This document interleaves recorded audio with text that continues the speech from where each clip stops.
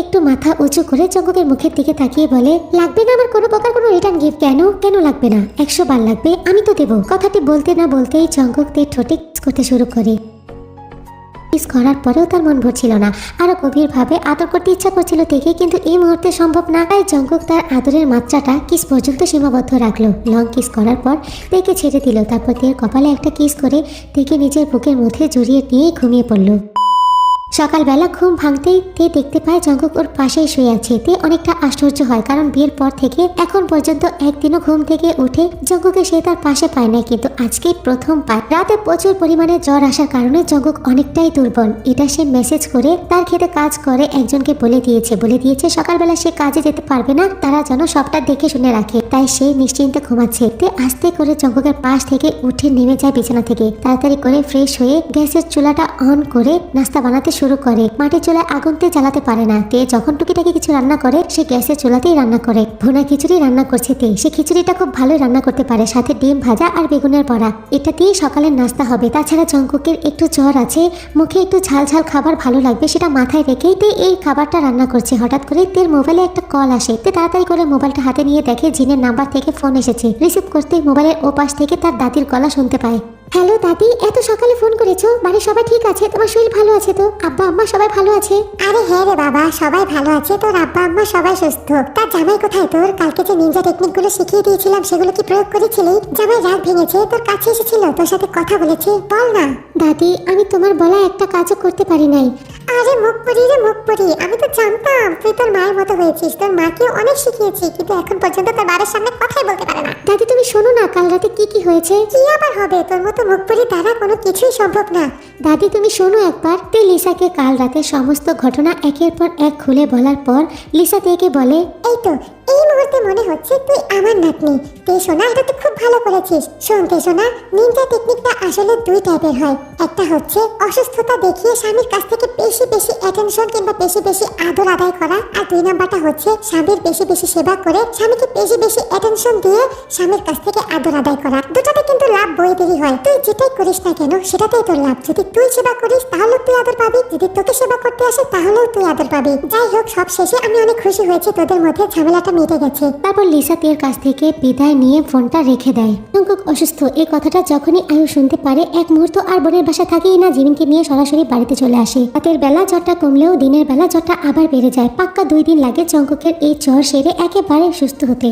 অন্যদিকে জঙ্কুকের ইউনিভার্সিটির ফ্রেন্ডরা যখন জানতে পেরেছিল জঙ্কুক বিয়ে করেছে, তখন থেকেই তারা তাদের বাড়িতে আসার জন্য পাগল। এর উপর আবার যখন শুনতে পেরেছে জঙ্কুক অসুস্থ, তাদের আর আটকায় কে, তারা তো আসবেই। সকালবেলা ঘুম থেকে উঠেই জঙ্কুক বাজারে চলে গিয়েছিল। বাজার থেকে অনেক কিছু বাজার করে নিয়ে এসেছে। বাড়িতে অনেক রান্না বান্না হচ্ছে। জঙ্কুকের ফ্রেন্ডরা অলরেডি চলে এসেছে। জিমিন আর তে মিলে তাদের জন্য নাস্তার ব্যবস্থা করছে। তারা ঘরে বসে বসে জঙ্কুকের সাথে গল্প করছে, একটু মনোযোগ দিয়ে মেহমানদের আপ্যায়নের ব্যবস্থা করছে, সাথে শাশুড়িকে হেল্প করছে। জিমিনও পাশে আছে। জঙ্কুক একটু পরপর এসে এটা দাও সেটা দাও, এটা করো ওটা করো বলে যাচ্ছে, আর তে মনোযোগ দিয়ে জঙ্কুকের কথা মতো সমস্ত কিছু করছে। কিন্তু জিমিনের কিছুই ভালো লাগছে না। জিমিন হঠাৎ করে তেকে বলে, আপনি তুমি একটা জিনিস লক্ষ্য করেছো? কি? ভাইয়ার বন্ধুগুলা সবগুলাই মেয়ে, একটা ছেলে নাই কেন? দেখো না ভাইয়া মেয়েগুলার সাথে কিভাবে হেসে হেসে কথা বলছে। আর ওই মেয়েটা, ওই যে টপস পরে এসেছে, ওই মেয়েটা তো ভাইয়ার সাথে গা ঘেসে কথা বলছে। আমার একদম ভালো লাগছে না। ভার্সিটির বন্ধু থাকবে, ছেলে থাকবে না, সব মেয়েই থাকতে হয়। জিমিনের কথাগুলোর মানিতে পুরোপুরি না বুঝতে পারলেও পেছন দিকে তাকিয়ে জঙ্কুককে দেখে। জিমিন যা যা বলেছে সমস্তটাই সত্যি। মেয়েগুলো জঙ্কুকের সাথে হেসে কথা বলছে, আর জঙ্কুকও অট্ট হাসি দিয়ে মেয়েগুলোর সাথে কথা বলছে। আর একটা মেয়ে তো জঙ্কুকের গায়ে ঘেসে বসে আছে। এক পলকে জঙ্কুকের মুখের দিকে তাকিয়েছিল। জঙ্কুক হাসতে হাসতে যখনই সামনের দিকে তাকিয়ে দেখে তে তার দিকে তাকিয়ে আছে, সঙ্গে সঙ্গেই তার হাসিটা থেমে যায়। তাকে এভাবে কেন দেখছে এটা সে বুঝতে পারছিল না। হঠাৎ করেই জঙ্কুক অনুভব করে তার কাঁধের উপরে কারো হাত। পাশে তাকিয়ে দেখে নেন্সি তার কাঁধের উপরে এক হাত দিয়ে তার শরীরের সাথে শরীর মিশিয়ে বসে আছে। এটা দেখে জঙ্কুক ভয় পেয়ে যায়। সামনে তার বউ দাঁড়িয়ে আছে, আর এই দৃশ্য কোনো বই মানতে পারবে না। আসলে ইউনিভার্সিটির লাইফ থেকে নেন্সি জঙ্কুককে ভীষণ পছন্দ করতো, অনেকবার প্রপোজও করেছে, কিন্তু জঙ্কুক ফ্রেন্ডশিপের মাঝখানে রিলেশনশিপটা আনতেই চায় নাই, কারণ তার তো ইচ্ছাই ছিল বিয়ের পর যে বউ হবে তাকেই ভালোবাসবে। বারবার তাকে রিজেক্ট করে দেয়। তারপরেও তার এই নির্লজ্জতা কমেই নাই। যখনই জঙ্কুককে দেখে তখনই এইরকম গা ঘেসে বসে ঘেঁষাঘেঁষি করে, আর আজকে তাই করছিল। হঠাৎ করে পাশ থেকে রোজ বলে, কি করছিস কি নেন্সি? তোর অভ্যাসটা কি ভালো হবে না? জঙ্কুক এখন মেরিট, ওর বউ আছে এখানে, মানে আমার কাছে এসে বস। রোজের কথা শুনে শোনা মাত্রই নেন্সি জঙ্কুকের কাছ থেকে সরে যায় আর সঙ্গে সঙ্গে তে ওখান থেকে চলে যায় আয়ুর কাছে। চলে যাওয়ার সঙ্গে সঙ্গে রোজ একটু জঙ্কুকের কাছে আসে, তারপর আস্তে আস্তে জঙ্কুকের কানের কাছে বলে, বিশ্বাস কর দোস্ত, আমি এটাকে আনতেই চাই নাই, এটা জোর করে এসেছে। আমি জানতাম তো এটা এখানে এসে এরকম কিছুই করবে, তারপর তোর আর তোর বউয়ের মধ্যে মিস আন্ডারস্ট্যান্ডিং শুরু হয়ে যাবে। আরে এত ভাবিস না তো, তে কিছুই মনে করবে না, ও এরকম মেয়ে না। জঙ্কুক মনে মনে ভাবে, ইস তে যদি এই বিষয়টা নিয়ে একটু জেলেসি ফিল করতো, আমার সাথে একটু ঝগড়া করতো, কত খুশি না হতাম, বউয়ের সাথে একটু ঝগড়া করতাম।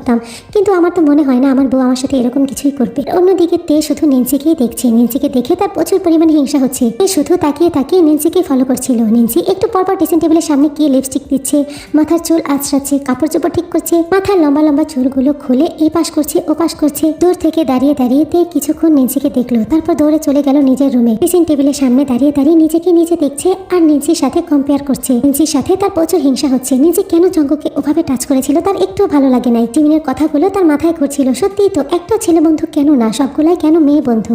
কথাটি ভাবতে ভাবতেই তে নিজের চুলের বেনিটা খুলে ফেলে, চুলগুলো পিঠে ছেড়ে দেয়, মাথার উপর থেকে ওড়নাটা সরিয়ে বুকে নিয়ে নেয়, তারপর ভালোভাবে নিজেকে আয়নায় দেখে। তারপর তে নিচে চলে যায়। নিচে যাওয়ার সঙ্গে সঙ্গে জিমিন জোরে বলে ওঠে, ও ভাবি, তোমাকে অনেক সুন্দর লাগছে, সব সময় চুলগুলো খোলা রাখতে পারো না? তোমার চুলগুলো কত সুন্দর, তুমি অনেক সুন্দরী ভাবি, একেবারে ন্যাচারাল বিউটি। কথাগুলো বলছিল আর বারবার নেন্সির দিকে তাকাচ্ছিল, কারণ নেন্সি আসার পর থেকে জঙ্কুকের সাথে আঠার মতো লেগে আছে। যে বিষয়টা জিমিনের একেবারে ভালো লাগছিল না, তাই ইচ্ছা করে জোরে জোরে নেন্সিকে শুনিয়ে শুনিয়ে কথাগুলো বলল। তো জিমিনের কথা শুনে লজ্জায় পুরোপুরি লাল টমেটোর মতো হয়ে গেছে আর জঙ্কুক তের মুখের দিকে তাকিয়েছিল। তখন পাশ থেকে রোজ বলে, বোন কিন্তু একেবারে সত্যি কথা বলেছে জঙ্কুক, তোর বউটা কিন্তু আসলেই ন্যাচারাল বিউটি। কথাটি শুনে জঙ্কুক একটু হাসে। আসলেই তো, নিজের বউয়ের প্রশংসা শুনতে কার না ভালো লাগে। জঙ্কুকেরও ভীষণ ভালো লাগছিল। তারপর দুপুরে খাওয়া দাওয়া শেষ করে জঙ্কুকের বান্ধবীরা প্ল্যান করে জঙ্কুক কি কাজ করে, কোথায় কাজ করে সেটা তারা দেখবে। তাদের খুব ইচ্ছা গ্রামের এইরকম কৃষি কাজ দেখার। তাহলে হয়ে গেছে, একেবারে সবাই মিলে আয়ুর কাছ থেকে বিদায় নিয়ে ওখানে যাওয়ার উদ্দেশ্যে ঘর থেকে বের হয়। তখনই রোজ পেছন দিকে তাকিয়ে বলে, তুমি দাঁড়িয়ে আছো কেন? তুমিও চলো। অবশ্য তুমি তো এর আগে বহুবার দেখেছো, তারপরও আমাদের সাথে গেলে আমার খুব ভালো লাগবে। রোজের বলা কথাটি শুনে জঙ্কুকের মুখের দিকে তাকাইতে জঙ্কুক তের মুখের দিকে একবার তাকিয়ে আবার অন্যদিকে মুখ ঘুরিয়ে নেয়। তে মনে মনে চাচ্ছিল জঙ্কুক তাকে বলুক তাদের সাথে যাওয়ার জন্য, কিন্তু জঙ্কুক তখন রোজকে বলে, উনি হয়তো যাবে না, তোরা চল। তখনই নেন্সি ড্রেসিং টেবিলের সামনে দাঁড়িয়ে সাজুগুজু করে ঘর থেকে বের হয়ে সোজা এসে জঙ্কুকের হাত ধরে বলে, জঙ্কুক চলো না, তাড়াতাড়ি চলো। এটা দেখে তের তো ভীষণ পরিমাণে হিংসা হচ্ছিল। সঙ্গে সঙ্গে তে বলে, আমিও যাবো। কথাটি তে একটু জোরেই বলে। সঙ্গে সঙ্গে সবাই তের মুখের দিকে তাকায়। জঙ্কুক নেন্সির হাত থেকে নিজের হাতটা ছাড়িয়ে নেয়। তারপর সবাই মিলে জঙ্কুকের সাথে রওনা দেয়। জঙ্কুক আগে আগে হাঁটছে, সবাই পেছনে পেছনে হাঁটছে আর একেবারে পেছনে তে হাঁটছে। জিমিন আসে না, জিমিন আয়ুর সাথে কাজে ব্যস্ত। তে তো গ্রামের মেয়ে, গ্রামের রাস্তা দিয়ে তার হাঁটতে কোনো অসুবিধা নাই। দুপাশে ধান ক্ষেত, মাঝখানে ছোট্ট মাটির রাস্তা। রাস্তাটা একেবারে ছোট, একজন একজন করে হাঁটতে হয়, দুজন পাশাপাশি হাঁটা যায় না। জঙ্কুক সবার আগে আগে হাঁটছে, জঙ্কুকের ঠিক পেছনে নেন্সি হাঁটছে আর বাকিরা পেছনে, আর তে সবার পেছনে। প্রত্যেকটা মেয়ে হাই হিল পরেছিল, তারা কিছুতেই ভালোভাবে হাঁটতে পারছিল না। কারো পা একদিকে যাচ্ছে, কারো শরীর একদিকে যাচ্ছে, দেখতে পুরোপুরি সাপের মতো লাগছিল। পেছন দিক দিয়ে তে হাঁটছিল আর মিটমিট করে হাসছিল ওদের হাঁটা দেখে। সামনে একটা ছোট্ট ড্রেন ছিল। আসলে উঁচু ধান ক্ষেত থেকে নিচু ধান ক্ষেতে পানি ট্রান্সফার করার জন্য এই ড্রেনগুলো বানানো হয়। ছোট্টই ছিল ড্রেনটা, তার উপরে আবার একটা গাছের ডাল রাখা ছিল। যারা লাফ দিয়ে ড্রেনটা পার হতে না পারবে তারা গাছের ডালের মাধ্যমে কিংবা গাছের ডালের উপরে পাড়া দিয়ে ড্রেনটা ক্রস করবে। জঙ্কুক তো খুব সহজেই পার হয়ে গেছে, কিন্তু তার বান্ধবীগুলো পার হতে পারবে না সেটা সে জানতো। তাই সবার হাত ধরে এক এক করে পার করেছে। কিন্তু যখন তে কাছে এসেছে তার আগে জঙ্কুক ওখান থেকে চলে গেছে। তের হাত সে ধরে নাই। তের এই বিষয়টা একটুও ভালো লাগে নাই। তার হাতটা কেন ধরলো না জঙ্কুক? তেও কিছু বলে না, একা একাই ওটা পার হয়ে তাদের সাথে হাঁটা ধরে। আসলে জঙ্কুক তো জানে তে গ্রামের মেয়ে, সে অনায়াসে এই রাস্তাটা পার করতে পারবে। সে কারণেই জঙ্কুক আর তের হাত ধরে নাই। অবশেষে অনেকগুলো লম্বা লম্বা ফসলের মাঠ পার করে নির্দিষ্ট জায়গায় পৌঁছে গেছে তারা। থেকে তো চোখ কপালে উঠে গেছে, কোথায় আসলো তারা? এটা তো শুধুমাত্র একটা ফসলের ক্ষেত না, এটা তো একটা গবেষণাগার, যেখানে জঙ্কুক গবেষণা করে ফসল নিয়ে। উন্নত মানের নানা ধরনের বীজ নিয়ে গবেষণা করা হয় এখানে। জঙ্কুক শিক্ষিত বেকার 10 জন ছেলে সংগ্রহ করেছে, তারপর তাদেরকে নিয়ে একটা গ্রুপ তৈরি করেছে। সরকারের কাছ থেকে কৃষি কাজের জন্য লোন নিয়ে অনেক বড় একটা প্রজেক্ট তৈরি করেছে জঙ্কুক। যে প্রজেক্টের মূল বিষয় হচ্ছে অল্প জমিতে কিভাবে বেশি করে অল্প সময়ে শস্য উৎপাদন করা যায়। বর্তমানে এইটার বীজ নিয়ে গবেষণা কাজ শেষ হয়েছে জঙ্কুকের। এখন খেতে শুধু বীজটা লাগানো বাকি। তারপর যদি একবার অল্প জমিতে বেশি করে ধান উৎপাদন হয়ে যায় তাহলে জঙ্কুক পুরোপুরিভাবে সাকসেসফুল। তার তৈরি করা বীজ দিয়ে অল্প জমিতে বেশি ধান উৎপন্ন হবে। আর এই প্রজেক্টের মূল বিষয় হচ্ছে ধান, কিন্তু তাছাড়াও তার এই ফার্মে 40টারও বেশি ফল গাছ আছে। অল্প জায়গায় অল্প জমিতে কিভাবে বেশি বেশি করে ফল উৎপন্ন করা যায় সেটার উপরও কাজ করছে। অলরেডি নানান ধরনের ফলের সমাহার হয়ে গেছে তার ফার্মে। আর এই সমস্ত ফলের মধ্যে সব থেকে স্পেশাল ফল হচ্ছে স্ট্রবেরি। জঙ্কুকের বন্ধুরা তো ঘুরে ঘুরে দেখছিল আর জঙ্কুক জঙ্কুকের প্রশংসায় পুরোপুরি পঞ্চমুখ হচ্ছিল। জঙ্কুক বারবার আর চোখে তের মুখের দিকে তাকাচ্ছিল, আর তে পুরোপুরি হা হয়ে সমস্তটা দেখছিল। তার চোখকে বিশ্বাসই করতে পারছে না তার স্বামীর এত বড় একটা ফার্ম আছে, এত বড় প্রজেক্ট আছে, সেটা সে জানেই না। আর সে কিনা ভেবেছিল একজন কৃষকের সাথে তার বাবা তাকে বিয়ে দিয়ে দিয়েছে, কিন্তু সে তো জানতো না এই কৃষক তো যেমন তেমন কৃষক না, সে তো খুব শিক্ষিত আর খুবই স্টাইলিশ একজন কৃষক। দেখতে দেখতে তে গিয়ে একটা স্ট্রবেরি গাছের সামনে দাঁড়ায়। সঙ্গে সঙ্গে জঙ্কুক পেছন দিক দিয়ে এসে গাছ থেকে বড় পাকা টসটসা একটা স্ট্রবেরি ছিঁড়ে নিয়ে তের মুখের সামনে ধরে। আপনার তো স্ট্রবেরি পছন্দ, তে এটা খেয়ে দেখুন না, ভারী মিষ্টি, আপনার ভালো লাগবে। থানায় বাচ্চানায় হুট করে নিচে এসে তাদের মাঝখানে দাঁড়িয়ে জঙ্কুককে বলে, ও জঙ্কুক, স্ট্রবেরি এটা তো আমার খুব পছন্দের, আমাকে দাও না, আমি খাই। কথাটি শোনার সঙ্গে সঙ্গে এক সেকেন্ডও দেরি করে না তে জঙ্কুকের হাত থেকে স্ট্রবেরিটা খপ করে খেয়ে ফেলে। তারপর জঙ্কুকের হাত ধরে ওখানে দাঁড়িয়ে থাকে। এইরকম আচরণে জঙ্কুক অনেকটা অবাক হয়, কিন্তু তার ভীষণ ভালো লাগছিল। তারপরে একটা সেকেন্ডের জন্য তে আর জঙ্কুকের হাতটা ছাড়েই নাই, ও ভাবে ওদের সাথে ঘুরে। সন্ধ্যার দিকে সবাই চলে যায়, জঙ্কুক তেকে নিয়ে বাড়িতে ফিরে আসে। তে তো অনেক খুশি ছিল আজকে এসে জানতে পেরেছে তার স্বামী আসলে কি করে।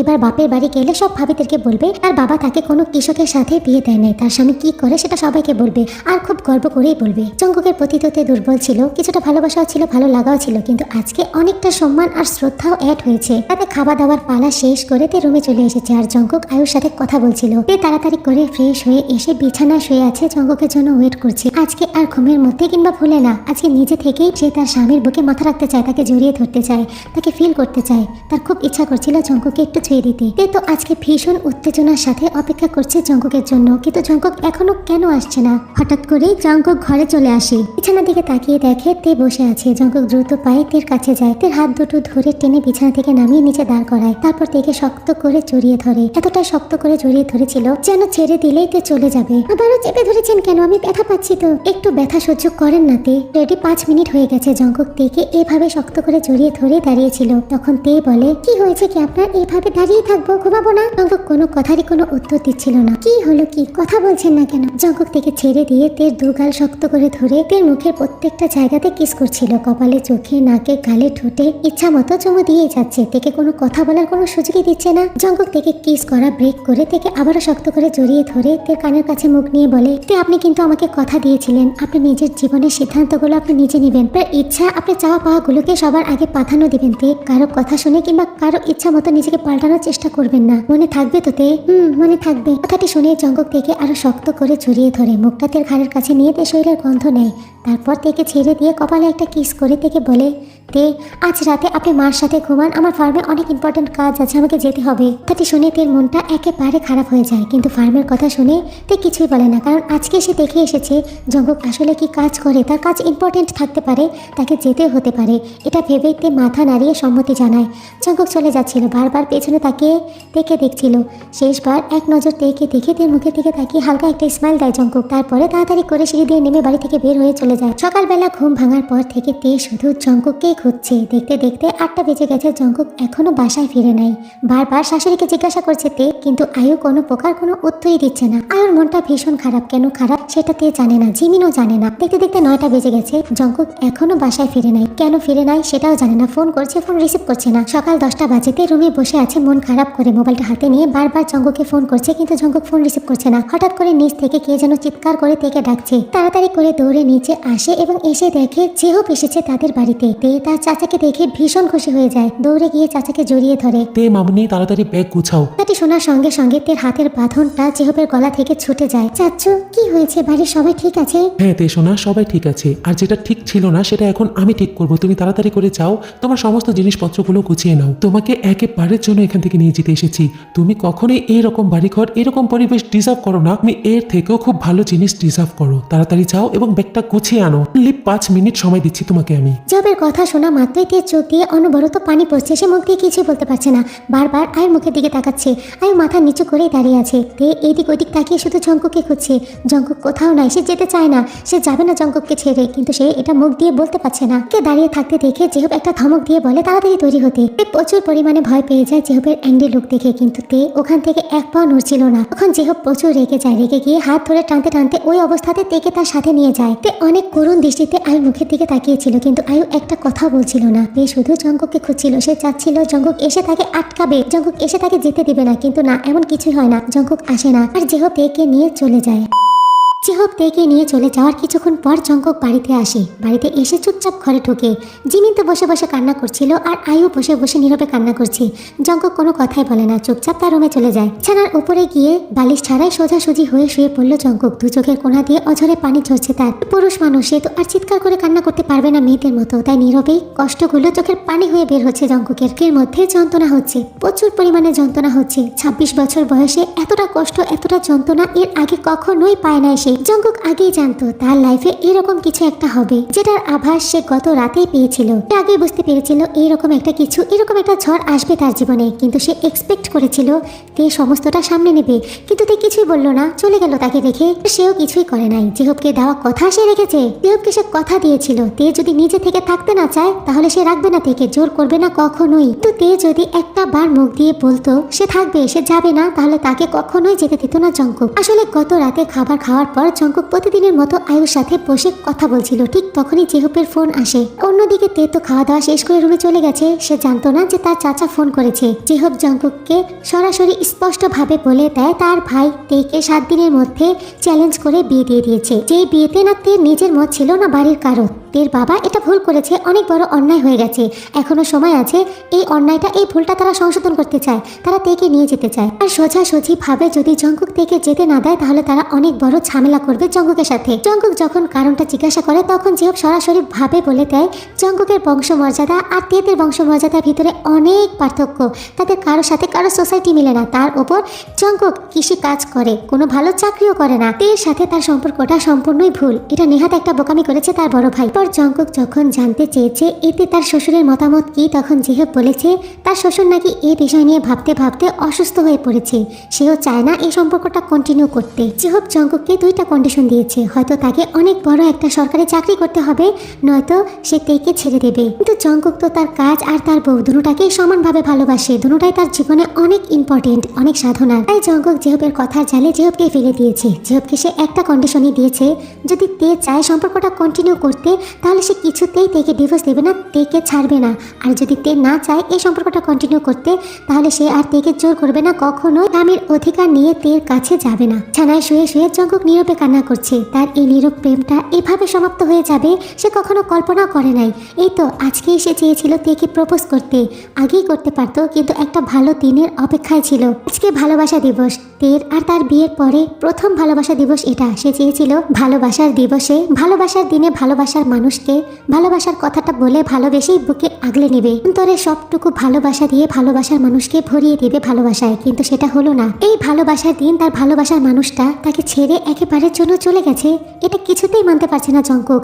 অঝরে কান্না করছে। হঠাৎ করে জঙ্ককের মোবাইলে কল আসছিল, বারবার বাজছিল মোবাইলটা। জঙ্কক কিছুতেই মোবাইলটা হাতে নিচ্ছিল না। অনেক বিরক্ত হয়ে মোবাইলটা হাতে নিয়ে দেখে তার শাশুড়ি মার নাম্বার থেকে কল এসেছে। সঙ্গে সঙ্গে জঙ্কক বিছানায় উঠে বসে, মোবাইলটা রিসিভ করে কানে ধরে। অন্যদিকে তেদের বাড়িতে তেকে নিয়ে জেহব মাত্রই বাড়িতে ঢুকেছে। বাড়ির উঠোনে বসে আছে আরেম, সাথে লিসা আর জিন পাশেই দাঁড়িয়ে আছে। তেকে দেখা মাত্রই আরেম বলে, তে মামনি, তুমি চলে এসেছো, ভালো করেছো। আসলে আমার ভুল হয়ে গেছে, আমার তোমার ভবিষ্যতের কথাটা একটু ভাবা উচিত ছিল। আমি হুট করে কেন এমন একটা কাজ করে দিলাম। কোনো সমস্যা নেই মা, তুমি একেবারে চিন্তা করো না। তোমার চাচা জেহব 7 দিনের মধ্যে তোমার ডিভোর্সের ব্যবস্থা করছি। তুমি একেবারে কোনো প্রকার কোনো চিন্তা করবা না মা। তোমার ডিভোর্সের পরের দিন সিটি কর্পোরেশনের মেয়র মানে ডক্টর বুগামের সাথে তোমার রেজিস্ট্রি হবে আইনতভাবে। তারপর অনেক ধুমধাম করে আমি বুগামের সাথে তোমার বিয়ে দিব। তোমাকে অনেক সুখে রাখবে বুগাম। বুগাম একজন অনেক বড় শিল্পপতি, তার সাথে সে একজন মেয়র প্লাস ডক্টরও। তুমি বুগামের সাথে অনেক সুখে থাকবে, রাজরানীর মতো সংসার করবে। বুগামের সাথে আমাদের কথা হয়েছে, সে তোমাকে ভীষণ পছন্দ করেছে। তোমার এই বিয়ে নিয়ে তার কোনো প্রকার কোনো মাথা ব্যথা নেই, শুধু ডিভোর্সটা হয়ে গেলেই হবে। আরেমের কথাগুলো শুনে তে অঝরে কান্না করছে। সে থরথর করে কাঁপছে, তার চোখ দিয়ে অনবরত পানি পড়ছে, মুখে কথা আটকে আটকে যাচ্ছে। অনেক কিছু বলতে ইচ্ছা করছে কিন্তু কিছুতেই বলতে পারছে না। জিন পাশে দাঁড়িয়ে কান্না করছে। আর লিসাও প্রচুর পরিমাণে বিরক্ত জেহব আর আরেমের এই সমস্ত ডিসিশনে। জেহব ভীষণ পরিমাণে খুশি, তার একমাত্র ভাস্তিকে এত বড় একটা ঘরে বিয়ে দিতে পারবে, তাদের মান সম্মান বাড়বে। কি হচ্ছে এটাকে তে? কান্না কেন করছো? চোখের পানি মুছছো। এটাকে একটা অ্যাক্সিডেন্ট মনে করে ভুলে যাও। একটা বার শুধু তোমার বুগামের সাথে বিয়েটা হয়ে যাও, তারপরে আমি ইউনোকে বলবো। আমার মেয়ের জামাইও মেয়র, আমাকে বলে, আমাকে অপমান করে, তার মেয়ের জামাই ম্যাজিস্ট্রেট, তারপরে যখন আমার মেয়ের জামাইয়ের কথা শুনবে তখন কি অবস্থা হয় ওই ইউনোর, আমি সেটা দেখে ছাড়বো। এতটা সময় ধরে আরেমের সমস্ত কথা তের মাথার ওপর দিয়ে যাচ্ছিল, কিন্তু এই মুহূর্তে যে কথাটা আরেম বলেছে সেটা শোনার পর তে স্পষ্ট বুঝতে পারছে তার বাবা তাকে কেন নিয়ে এসেছে। এই মুহূর্তে সে প্রচুর পরিমাণে রেগে গেছে, এখন আর নিজেকে কন্ট্রোল করতে পারলো না। জ্ঞান হওয়ার পর থেকে যে কাজটা আজ পর্যন্ত সে করতে পারে নাই সেটা আজকে সে করে ফেললো। প্রচুর পরিমাণে রাগে উঠোনো থাকা একটা ফুলের টব হাতে নিয়ে ছুঁড়ে ফেলে দিল মাটিতে, চিৎকার করে বাবাকে বলতে শুরু করলো, কি চাও তুমি বাবা? আমি কি খেলার পুতুল? আমাকে কি তোমার হাতের খেলার পুতুল মনে হয়? যখন ইচ্ছা আমাকে দিয়ে যা ইচ্ছা তাই করাবে। তুমি কি চাও আমি মরে যাই? আমি মরে গেলে তুমি খুশি হবে তাই না? তাহলে নাও, আমাকে এক্ষুনি মেরে ফেলো, আজকে এই মুহূর্তে তুমি আমাকে মেরে ফেলো। আমাকে মেরে ফেলে সারা জীবনের জন্য তোমার এই কম্পিটিশনটাকে শেষ করে দাও। ছোট্টবেলা থেকে তোমার এই সমস্ত কম্পিটিশনের পাল্লায় পড়ে আমার জীবনটা কি হয়েছে তুমি ভাবতে পারো? পড়াশোনা নিয়ে কম্পিটিশন, কাপড় চোপড় নিয়ে কম্পিটিশন, কথা বলা নিয়ে কম্পিটিশন, চেহারা নিয়ে কম্পিটিশন, প্রত্যেকটা জিনিস নিয়ে তুমি আমাকে কম্পিটিশনে দাঁড় করিয়েছো। একটা বারও ভেবে দেখেছো তোমার এই কম্পিটিশনের ধরে কি আমি ঠিকভাবে দৌড়াতে পারবো কিনা? একটা বার ভেবে দেখেছো তোমার এই কম্পিটিশনের পাল্লায় পড়ে আমার জীবনটা কিভাবে তছনছ হয়ে যাচ্ছে? তুমি কম্পিটিশন করতে চাও, আমি না। যেটা আমি করতে চাই না সেটা আমাকে দিয়ে তুমি জোর করে করিয়েছো। শেষমেশ তুমি আমাকে আমার পারমিশন ছাড়া একটা ছেলের সাথে বিয়ে দিয়ে দিয়েছো। চেনা নাই জানা নাই, তাকে আমি চিনতাম না, জানতাম না, তার সাথে তুমি আমাকে হুট করে বিয়ে দিয়ে দিয়েছো। একটা বার ভেবেছো যে আমার মনের অবস্থাটা তখন কি হয়েছিল? একটা বার তুমি আমাকে জিজ্ঞাসা করেছো যে আমি এই বিয়েতে রাজি কিনা? তুমি তোমার চ্যালেঞ্জে জয়ী হওয়ার জন্য আমাকে বিয়ে দিয়েছো, আমার কাছে পারমিশন না নিয়ে আমাকে বিয়ে দিয়ে দিয়েছো। আর এখন তুমি তোমার কম্পিটিশনে জয়ী হওয়ার জন্য আমার ডিভোর্সের ব্যবস্থা করেছো। আর শুধু ডিভোর্স না, তুমি সেকেন্ড টাইম আমাকে বিয়ে দেওয়ার জন্য পাত্র দেখে নিলে। তে এটা কিভাবে কথা বলছো নিজের বাবার সাথে? আদব কায়দা ভুলে গেছো, ওই বেয়াদবটার সাথে থেকে তুমি বেয়াদব হয়ে গেছো। মানছি ভাইজান ভুলে তোমাকে বিয়ে দিয়ে দিয়েছে, কিন্তু এখন সে তার ভুলটা সংশোধন করতে চায়। তোমার গার্ডিয়ান হিসেবে আমরা তোমার ভালো চাই, তোমার উচিত আমাদের কথা মতো ওই ছেলেকে ডিভোর্স দিয়ে বোগামকে বিয়ে করা, আর এটাই ফাইনাল। সরি চাচ্চু, তোমরা এখন আর আমার গার্ডিয়ান না। আমার বিয়ে হয়ে গেছে, আমার গার্ডিয়ান আমার হাজবেন্ড। আর এটা আমার বাড়িও না, আমার স্বামীর বাড়ি আমার বাড়ি। আমি আমার বাড়িতে চলে যাবো, আমি এখানে এক মুহূর্তও থাকবো না। তে এত বড় কথা, একটা থাপ্পড় দিয়ে তোমার সবগুলো দাঁত ফেলে দিব। যাও ঘরে যাও বলছি। না না, আমি কিছুতেই এখানে থাকবো না। আমি আমার বাড়িতে যাবো, আমি এখানে থাকবো না। কিসের বিয়ে কিসের বাড়ি? ওই ছেলের সাথে তোর যায়? ওই ছেলের সাথে তোর কিছুতেই যায় না। তে চুপচাপ বাবার কথা মতো ঘরে যা। চাচ্চু, তোমাদের কথা শুনে মনে হচ্ছে যে আমি প্রেম করে নিজের ইচ্ছা মতো বিয়ে করেছি। তোমরা কেন কেন দিয়েছিলে তখন আমাকে বিয়ে? এখন আমি আমার স্বামীকে ভালোবেসে ফেলেছি, আমি চঙ্কুকে ভালোবেসে ফেলেছি। এখন আমি চঙ্কুকে ছাড়া থাকতে পারবো না। বাবা, বোঝার চেষ্টা করো, এই জিদটা ছেড়ে দাও, আমাকে আমার বাড়ি যেতে দাও। আরেম রেগে গিয়ে তের গালে একটা জোরে চড় মেরে দেয়, তারপর তেকে বলে, চুপ। 2 দিনে কি ভালোবাসা হয় নাকি? ওটা তোর চোখে একটা ভালো লাগার পর্দা লেগেছে। 2 দিন ঘরে থাকলেই ঠিক হয়ে যাবে। জিন, ওখানে দাঁড়িয়ে আছো কেন? তোমার মেয়েকে ঘরে নিয়ে যাও। বাবা বাবা প্লিজ, বাবা বাবা আমি তোমার পায়ে ধরছি, বাবা তুমি আমাকে যেতে দাও। আমি চঙ্কুকে ভালোবাসি, আমি চঙ্কুকে ছাড়া থাকতে পারবো না, বাবা প্লিজ। তে তো আরেমের পা ধরে কান্না করছে, প্রচুর পরিমাণে কান্না করছে, কিন্তু আরেম কোনো কথাই শুনছে না। তাকে তো ইউনোর সাথে চ্যালেঞ্জে জিততেই হবে, তার তো আর কোনো সন্তান নেই। যদি আরেকটা মেয়ে থাকতো তাহলে হতে পারতো যে ওই মেয়েটাকে ভালো জায়গায় বিয়ে দিয়ে চ্যালেঞ্জে জয়ী হতো, কিন্তু এখন তো তার অপশন শুধুমাত্র তে। তাই তেকে সে জোর করে রেখে দেবে। তেকে ভুলিয়ে ভালিয়ে আস্তে করে তের কাছ থেকে ডিভোর্স পেপারে সাইন নিয়ে তারপর অনেক বড় লোকের সাথে তের বিয়ে ঠিক করেছে বোগামের সাথে, তার সাথে তাকে বিয়ে দিয়ে দিবে। আর অন্যদিকে এই সমস্ত ঘটনাগুলোই জঙ্কক এতক্ষণ মোবাইল কানে নিয়ে শুনছিল। প্রত্যেকটা কথাই সে শুনেছে। তে প্রতিবাদ করে যে সমস্ত কথা বলেছে সেগুলো, তাকে ভালোবাসার কথা বলেছে সেটা, আর তার সাথে আরেম যে তেকে চড় মেরেছে সেটা। বাবা চাচা মিলে তেকে কথা বলতে পারে, রাগ দেখাতে পারে, কিন্তু তের তো এখন বিয়ে হয়ে গেছে। কিভাবে পারলো তের গালে এরকম জোরে একটা চড় মারতে? আরেম থাপ্পড়টা তো তের গালে মেরেছে, কিন্তু ব্যথা সম্পূর্ণরূপেই জঙ্কক পেল। তারপর সারাদিন জিন আর লিসা মিলে অনেক চেষ্টা করেছে তেকে খাওয়ানোর, কিছুতেই তেকে কিছু খাওয়াতে পারে নাই। সে কখন থেকে দাদির রুমের কোনায় বসে বসে তে কান্না করছে, একভাবে কান্না করেই যাচ্ছে। কিছুতেই সে এখানে থাকতে চায় না, তার মনটা তো জঙ্গকের কাছে পড়ে আছে। কিছুতেই সে এখানে থাকবে না, সে তার স্বামীর কাছে চলে যাবে। জঙ্গকে সে ভালোবাসে, সে তার ভালোবাসার মানুষের কাছে চলে যাবে। মা আর দাদিকে পারে পারে এই কথা বলেই ফিরিয়ে দিচ্ছে। খাবার টেবিলে খাবার খেতে বসে আরেম আর জিহব এর সমস্ত কথাই শুনতে পাচ্ছে। তে চিৎকার করছে, বারবার বলছে সে তার স্বামীর কাছে যাবে, এখানে থাকবে না। কিছুতেই এ বাড়ির খাবার তে খাবে না, কিছুতেই জঙ্গকে ডিভোর্স দিবে না, মরে গেলেও দিবে না। চিৎকার করে করে বাবাকে আর চাচাকে কথাগুলো শোনাচ্ছিল। আরেমের মনটা যখনই তে চিৎকার শুনে একটু নরম হয়ে আসে, ঠিক তখনই জেহব আরেমকে বোঝায় 2-4 দিন গেলে সব ঠিক হয়ে যাবে, আগের মতো হয়ে যাবে, তেকে একটু সময় দেন। সারাটা দিন তে এভাবে কান্নাকাটি করে চিৎকার করে কাটে। সারাদিন সে একটু পানিও খায় নাই। সেই যে শ্বশুর বাড়ি থেকে খেয়ে এসেছে, এখন পর্যন্ত সে পুরোপুরি না খাওয়া। নিতেই তার লো প্রেশারের সমস্যা, আর তার উপরে সারাদিন কিছু খায় নাই, মাথা ঘোরাচ্ছে, চোখেও কিছু দেখতে পাচ্ছে না। চুপ করে 2 হাঁটুর মাঝখানে মাথা গুজে বসে আছে, মাথা নিচু করে। আর পাশে বিছানায় দাদি ঘুমাচ্ছে, তের মাথাটা ঘোরাচ্ছে, প্রচুর পরিমাণে মাথা ঘোরাচ্ছে, চোখে ঝাপসা দেখছে, চোখ দুটো বন্ধই ছিল। হঠাৎ করে একটা হাত এসে তের মুখে চেপে বসে। তে লাফ দিয়ে বিছানা থেকে দাঁড়ানোর সঙ্গে সঙ্গেই দুটো হাত তাকে শক্ত করে জড়িয়ে ধরে। তে যে একটা চিৎকার দিবে সেটুকুর সময়ও পায় না, তো ছটফট করতে শুরু করে। কিন্তু জড়িয়ে ধরা মানুষটা শরীরের গন্ধ পাওয়ার সঙ্গে সঙ্গে তে একেবারে শান্ত হয়ে যায়। জঙ্কুক এসেছে, তেকে জড়িয়ে ধরেছে। জঙ্কুকের শরীরের গন্ধ তে পাওয়ার সঙ্গে সঙ্গে তেও জঙ্কুককে শক্ত করে জড়িয়ে ধরেছে। জড়িয়ে ধরা অবস্থাতে জঙ্কুক থেকে আস্তে করে বারান্দায় নিয়ে যায়। বারান্দার দরজাটা বাহির থেকে লাগিয়ে দেয়, কারণ রুমের মধ্যে দাদি ঘুমাচ্ছে। এখানে কথা বললে দাদি উঠে পড়বে। এখনো জঙ্কুককে ছাড়ে নাই, জঙ্কুকও তেকে ছাড়ে নাই। জড়িয়ে ধরা অবস্থাতে তে বলে, আমি জানতাম আপনি আসবেন আমার কাছে। আসতে তো আমাকে হতোই, আপনি আমাকে করা প্রমিসটা রেখেছেন, আর এখন আমি আপনাকে করা প্রমিসটা রাখবো। তে আপনি আবার আমাকে কখন প্রমিস করলেন? করেছি তে, যখন কবুল বলে আপনাকে বিয়ে করেছি তখনই প্রমিস করেছিলাম সারা জীবন একসাথে থাকবো, সারা জীবন আমার বুকের মধ্যে আপনাকে আগলে রাখবো। তে আমি কখনোই আমার প্রমিসটা ভুলি নাই, আর কোনোদিন ভুলবো না। কিন্তু আমি আপনার উপর অনেক অভিমান করেছি। কেন? আমি কি করেছি? বাবা চাচা সবার সামনে যেখানে কোনোদিন মাথা উঁচু করে কথা বলেন নাই, আজকে সেখানে এত বড় একটা কথা বলেছেন, কিন্তু এখন পর্যন্ত আমাকে বলেন নাই। কোন কথা?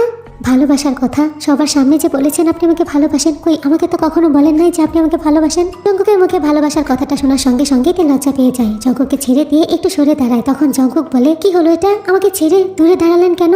লজ্জা পাচ্ছেন আপনি? আমি বুঝতে পারি না আপনার লজ্জার বৈশিষ্ট্য। এত সময় আমাকে এত শক্ত করে জড়িয়ে ধরে দাঁড়িয়েছিলেন, তখন আপনি কোনো প্রকার কোনো লজ্জা পেলেন না, আর এখন ভালোবাসার কথাটা বলার সঙ্গে সঙ্গে কোথা থেকে লজ্জাটা চলে আসলো আমি বুঝতে পারলাম না।